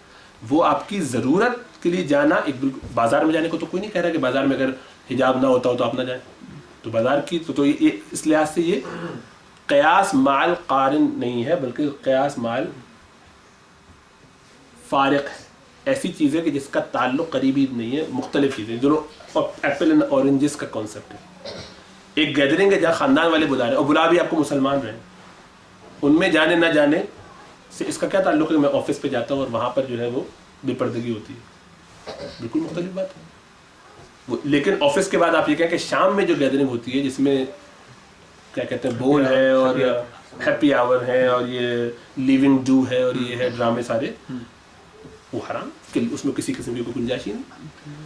صحیح ہے نا؟ یہ کہنے کا مطلب یہ ہے کہ اگر آفس کے اندر کیونکہ آپ کی مجبوری ہے تو اس میں زیادہ سے زیادہ بچ کے اپنی آنکھیں نیچے کر کے آپ گنجائش نکال لیں, اس میں گنجائش نکال آتی ہے. اور یہ کوئی گیدرنگ نہیں ہوتی آفس کا, ویسے بھی کام آپ کا گیدرنگ تو نہیں ہوتا کہ خاتون مستقل ہے تھوڑی دیر بعد کوئی 2-4 خواتین چلی آ رہی, ایسا نہیں ہوتا. آپ اپنے آفس میں بیٹھے اپنا کام کر رہے ہیں, نارمل ڈیلنگ کر رہے ہیں. وہ نارمل ڈیلنگ کی تو ہم بات نہیں کر رہے ہیں, ہم تو یہ بات کر رہے ہیں کہ ایک گیدرنگ ہے جو باقاعدہ آرگنائز کی گئی ہے, جس کے اندر پلان کر کے اللہ کا حکم توڑنے والے, اور وہ ہے بھی مسلمان, ان کو پتہ ہے کہ ایسا نہیں ہونا چاہیے, وہ باقاعدہ طے کر کے راضی ہیں, اور قرضہ لے کے باقاعدہ بینڈ بلایا انہوں نے, اس میں غزل ہوگی, ناچ گانے ہوں گے, مخلوط مجلس کی بات نہیں ہوتی, یا مخلوط. میں صرف یہ کہہ رہا ہوں کہ آپ کا اوپن ہال ہے, مکس گیدرنگ ہے, لیکن لوگ جو فیملی کے ساتھ بیٹھ رہے ہیں یا الگ, عورتیں الگ ٹیبل پہ بیٹھ رہی ہیں, مرد الگ ٹیبل پہ بیٹھ رہے ہیں, جس لائک نارمل ہے. کوئی اس میں یہ نہیں ہے کہ آپ کو ضروری ہے کہ مکس ہی بیٹھنا ہے.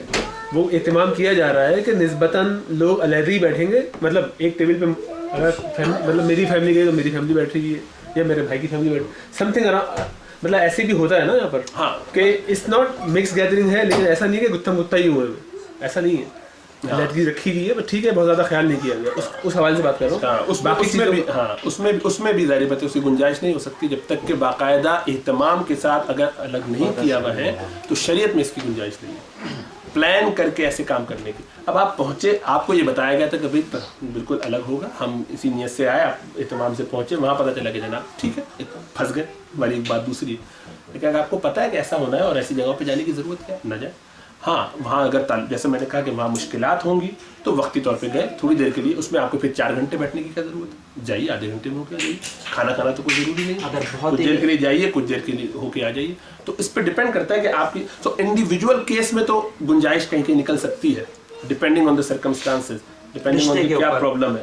نہیں رشتے پہ نہیں, اس کے کانسیکوینسز پہ جو ہم نے کی نا بات کی, اگر اس کے نتیجے میں قطع تعلقی کا مسئلہ ہو رہا ہے, اس کے نتیجے میں مار پٹائی کی نوبت آ جائے گی یا رشتہ ختم کیا جائے گا یا تعلقات ختم, ایسی کوئی صورت بنتی ہے تو چلو وہاں سمجھ میں آتا ہے, وہ انڈیویجول کیس میں الگ سے ڈسکس کیا جا سکتا ہے کہ وہاں آدمی گنجائش وقتی لے لے کہ چھوٹی احول البلیتین کے طور پر کہ یہ چھوٹی برائی اس کے مقابلے میں اس بڑی پریشانی اور فتنے کو ایورٹ کرنے کی, لیکن یہ ایکسپیکٹ نہ کریں اور بلکہ ایسا سوچا بھی نہ کریں کہ کبھی اس طرح کے ایشوز میں جنرل اوپینین یا اوور آل فتویٰ جو ویسا آ جائے, لوگوں کو اوپن اجازت دے دی جائے, ایسا نہیں, ایسے ہی سخت رہے گا معاملہ, اور اس کو کوئی ریجیڈیٹی سمجھے یا ایکسٹریمزم سمجھے, یہ اس کا اپنا قصور ہے. شریعت کا حکم تو ایسے ہی رہے گا بھائی, وہ کبھی کبھی آئے گا آپ کے راستے میں, آپ اپنے آپ کو یہ دیکھیے کہ کیا میری زندگی میں اس وقت یہ میں کر نہیں سکتا, مجبوری ہے, استغفر اللہ کرتا ہوں اللہ تعالیٰ, میں مجبوری میں پھنس گیا ہوں, کمزور ہوں, چاہتا تو کر بھی سکتا تھا, یہ ایکسکیوزز مل کے میں ان ایکسکیوزز کی بیس پر جا رہا ہوں, اللہ مجھے معاف فرما دے.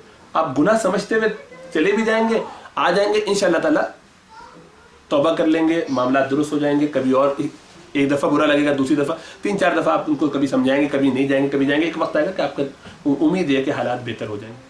لیکن اگر یہ ایٹیٹیوڈ ہے کہ نہیں آج کل حالات ایسے ہیں اور معاملات اتنے خطرناک ہیں, بچوں والی بات ہے, ہم صبح شام سور نگلتے رہتے ہیں, سود میں پڑے ہوئے ہیں, صبح شام فلموں گانوں میں لگے رہتے ہیں, اب یہ تو بہت چھوٹی سی بات ہے, چلتی ہے. تو پھر یہ ایسی چیز ہے کہ جس کے نتیجے میں خطرہ اس بات کا ہوتا ہے کہ آدمی آہستہ آہستہ آہستہ آہستہ اپنے لیے بہت ساری ان چیزوں کو حلال کرتا چلا جائے کہ جو حرام ہے, اور چیزوں کو جو کہ حلال نہ ہو ان کو حلال کیا جائے, یا حرام نہ ہو حرام کیا جائے. دونوں صورتوں میں اس بات کا خدشہ ہوتا ہے کہ آدمی ایمان سے نکل جائے. وجہ اس کی یہ ہے کہ میں عمل نہیں کر پا رہا, ایک الگ بات ہے, ایک سنت کو میں نہیں پورا کر پا رہا, یہ حرام ہے, مجھ سے بچنا چاہیے, نہیں بچ پا رہا ہوں, لیکن برا سمجھتا ہوں. جب تک میں اس کو برا سمجھتا رہوں گا میرا ایمان سلامت رہے گا. لیکن جہاں میں نے اس کا جواز بنانا شروع کر دیا, اس کو حلال کرنا شروع کر دیا اور حلال بنانا شروع کر دیا, تب مسئلہ پیدا ہوا. اسی سے ریلیٹڈ اور ایک سوال پوچھا کسی صاحب نے کہ شاپنگ مال کے بارے میں کیا کہتے ہیں. اگر سامان لے چاہتی ہیں عورتیں, ضروری ہے ان کو جانا ہے, کپڑے لینے ہیں, کچھ بھی لینے ہیں, ایسے تو نہیں کر سکتے. اللہ کے رسول صلی اللہ علیہ وسلم نے فرمایا کہ شر البلدان اسواقها, بدترین جگہیں شہروں کے اندر جو ہیں وہ ان کے شاپنگ مالز ہیں, شاپنگ سینٹرز ہیں, جہاں پبلک لوگ جاتے ہیں آتے ہیں, اس لیے کہ وہ دنیا کی طرف کھینچنے والی چیزیں اور جگہیں ہیں. تو اس سے بلا ضرورت شاپنگ سینٹرز میں جانا تو ویسے ہی ناجائز ہے, بلا عذر, بلا ضرورت. دیکھنے جا رہے ہیں, ونڈو شاپنگ کرنے, چیک کرنے جا رہے ہیں, تو اس میں تو گناہ گار ہوگا انسان جب بھی جائے گا, کیونکہ وہ بدترین جگہوں پر جا رہا ہے اور اپنے لیے رسک پیدا کر رہا ہے. ہاں ایک بے فائدہ چیز ہے, لیکن یہ ہے کہ اس کی ضرورت ہے اور اس میں ذرا وہ دیکھ رہا ہے, تو بس اس میں بھی یہ کرے کہ جتنا اس کو کرنا ہے اتنی ضرورت کی بنیاد پر, اتنی ضرورت ہے اتنی ضرورت کو پورا کر کے شاپنگ کرے, شاپنگ کر کے آ جائے. آدھے گھنٹے کا کام تو آدھے گھنٹے میں آ جائے. 1 گھنٹے کے لیے اتنی چیزیں لینی تھی, لینے یہ 4 چیزیں گئے تھے, 15 اور اوپر سے چیزیں لے کے آگے, بعد میں کہہ رہے ہیں کہ یار بڑی مہنگائی ہے. تو آپ کو کس حکیم نے کہا تھا کہ آپ اس طریقے سے اپنے اوپر ہی برڈن ڈالیں, پریشانی میں مبتلا ہوں. اور شیطان چاہتا یہی ہے, بائی 1 get 1 فری کے ڈرامے کر کے آدمی جو ہے وہ جو ایک چیز 5 پاؤنڈ کی لینے گیا تھا, 15 پاؤنڈ خرچ کر کے آتا, خوش ہوتا ہے میں نے 4 لے لی بائی 1 get 1 کے چکر میں, حالانکہ اس کی ضرورت ہی نہیں تھی. اس کی جو بے ضرورت چیز تھی تو مجھے آپ فری میں بھی دیتے تو مجھے نہیں لینا چاہیے تھا, مجھے اس کی ضرورت نہیں. ضرورت کے مطابق اگر حجاب کر کے جائیں تو اس میں اجازت دیتی ہے شریعت کہ اپنی ضرورت پوری کر کے واپس جلد از جلد پوری کر کے اس کو واپس آئے. بالکل مجبوری کی صورت میں تو جائز. میں 2 سوال اور آئے ہیں. Can wife serve husband and his guests while in حجاب؟ ہاں بالکل. دوسرا سوال اسی سے related, can 2 friend couples eat at one table if the women are wearing hijab؟ اس کے بارے میں تھوڑا سا اختلاف ہے علماء کے درمیان, کیونکہ اس میں بہرحال کاؤنٹر محرم, ایک محرم اور نامحرم کے بارے میں ایک بات ذہن میں ہی رکھیں کہ سارا زور اس پر ہوتا ہے کہ بیچاری عورت ہی حجاب کر کے بیٹھی رہے. یہ اتنا ہی اہم مردوں کے لیے بھی جتنا یہ عورت, یعنی جس طریقے سے مرد عورت کو دیکھ رہا ہوگا اسی طریقے سے عورت مرد کو دیکھ رہی ہوگی, دونوں طرف یہ حجاب کا مسئلہ ہے. تو اس سے یہ تو ہو جائے گا کہ مرد نہیں دیکھ پائے گا عورت کو, نقاب کیا ہوا اس نے یا حجاب کیا ہوا اس نے, اور نظر بھی اس نے نیچے رکھی ہوئی, عورتیں دیکھ رہی ہیں, تو وہ کیسے بچے گی, ہے نا. تو ابن ام مکتوم کا واقعہ اس بارے میں رہنمائی کرتا ہے. حضرت عائشہ نے فرمایا, اللہ کے رسول نے فرمایا کہ عائشہ اندر چلی جاؤ, تو فرمایا کہ اللہ کے رسول تو ابن ام مکتوم ہے تو نابینا ہے. اب فرمایا تم تو نابینا نہیں. تو اب عائشہ کا مقام دیکھ لیجیے اور اپنی اوقات اپنے آپ کو ہم سب کو دیکھ لیجیے, ہم کہاں ہے نا.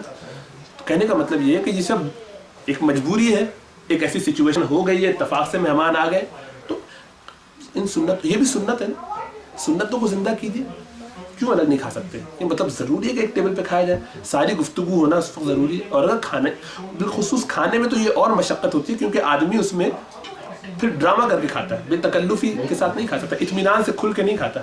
وہ بھی کھانے میں مستقل اس کو یہ کہ کوئی مجھے دیکھ رہا ہے, کون پردے والی اگر حجاب والی عورت ہے وہ بھی صحیح سے نہیں کھا رہی, اس کو ذرا فریلی کھانے دیجیے, اطمینان سے. الگ عورتیں کھائیں, مرد اپنا کھائیں اطمینان سے. پھر اگر آپ یہ سمجھتے ہیں کہ خالی حجاب کر کے اور ایک حدود میں رہتے ہوئے شوہر کے ساتھ بیٹھ کے ہم بات کرتے ہیں تو ٹھیک ہے, سامنے بیٹھ کے بات کریں. اگر آپ اس رائے پہ عمل کرتے ہیں, جو کہ میں نے بتایا کہ یہ بات نہیں ہوئی, بلکہ کہ حجاب اور نقاب, کیا نقاب کرنا بھی لازم ہے, یہ جو سوال کرتے ہیں لوگ, تو چونکہ اس میں اختلاف صحابہ کے زمانے سے چلا آتا ہے کہ کیا عورت کے لیے چہرے کا بھی کور کرنا फ़र्ज़ है या खाली मुस्तहब है, ये अच्छा काम है लेकिन लाजिम नहीं है। तो जिनके नज़दीक लाजिम नहीं है सहाबा के ज़माने से आज तक, तो उनके नज़दीक तो ठीक है। वो अगर आमने सामने आप बैठ के बात कर रहे हैं और अगर वो चेहरे का निकाब नहीं करती और खाना खाती तो ठीक, उसको फिर शायद मशक्क़त ना हो। लेकिन जहाँ औरत चेहरे का निकाब करती है, और चूँकि ये ज़्यादा अफजल भी है और बिल्कुल सुन्नत से साबित भी है, और मैंने बताया कि सहाबा में से कुछ की राय ये भी थी और कुछ की राय वो थी, और उम्मत में आज तक ऐसे ही डिवाइड चली आ रही है, आधों की राय ये और आधों की राय ये। इसमें गुनाह नहीं है कि अगर आप नहीं करती इस चेहरे का निकाब, अगर आप समझते हैं कि नहीं करना चाहिए और आप इसी राय पर अमल करते हैं, आसानी के लिए नहीं बल्कि इल्मी तौर पर, या आपके शेख ने आपको इजाज़त दी है, आपके टीचर ने आपको ये कहा है कि हाँ ऐसा करना ठीक है, तो फिर आप उस राय पर अमल करते हैं। जब आप उस राय पर अमल करते हैं तो फिर आपके लिए जाएंगे उसमें भी, लेकिन ये एहतियात रहे कि नज़र की हिफाजत रहे, ख्यालात से अपने आप को महफूज रखे आदमी, और लिमिटेड और ज़रूरी कॉन्टैक्ट जो है बस वही रहे, बिला वजह ना हो। और जो ख़वातीन इसके बरक्स ऐसा समझती हैं कि जायज़ है, तो उनको फिर ये भी एहतियात करनी चाहिए कि भाई चेहरे पर भी नज़र न डालें, ठीक है ना, क्योंकि बहरहाल वो दोनों तरफ काम हो रहा होता है, शैतान रास्ते निकालता है। अगर तो ऐसी मजबूरी है तो कोई वजह हो सकती है, बगैर वजूद मजबूरी के, ठीक है। और कोई सवाल? जज़ाकल्लाहु खैरा। अक़ूलु क़ौली हाज़ा वस्तग़फ़िरुल्लाह ली व लकुम व लिसाइरिल मुस्लिमीन फ़स्तग़फ़िरूहु इन्नहु हुवल गफ़ूरुर रहीम। इंशाअल्लाह ताला फिर अगले महीने की नशिस्त होगी, उसकी तारीख़ भी आप लोगों को बता देंगे, तो आप लोग उसका भी ज़हन में रखें। और अपने दोस्तों अहबाबों को अगर किसी को बताना और लाना चाहें तो अब्दुल्ला को या मंसूरी जो आसपास जो नौजवान हैं किसी को भी बता दिया करें, तो ताकि अंदाज़ा रहे, खाने में कमी ना पड़े, वरना राशिद भाई को बता दिया करें, खाना पकाने वाले, बनवाने वाले, माशाल्लाह, अल्लाह इनको अजर अता फरमाए।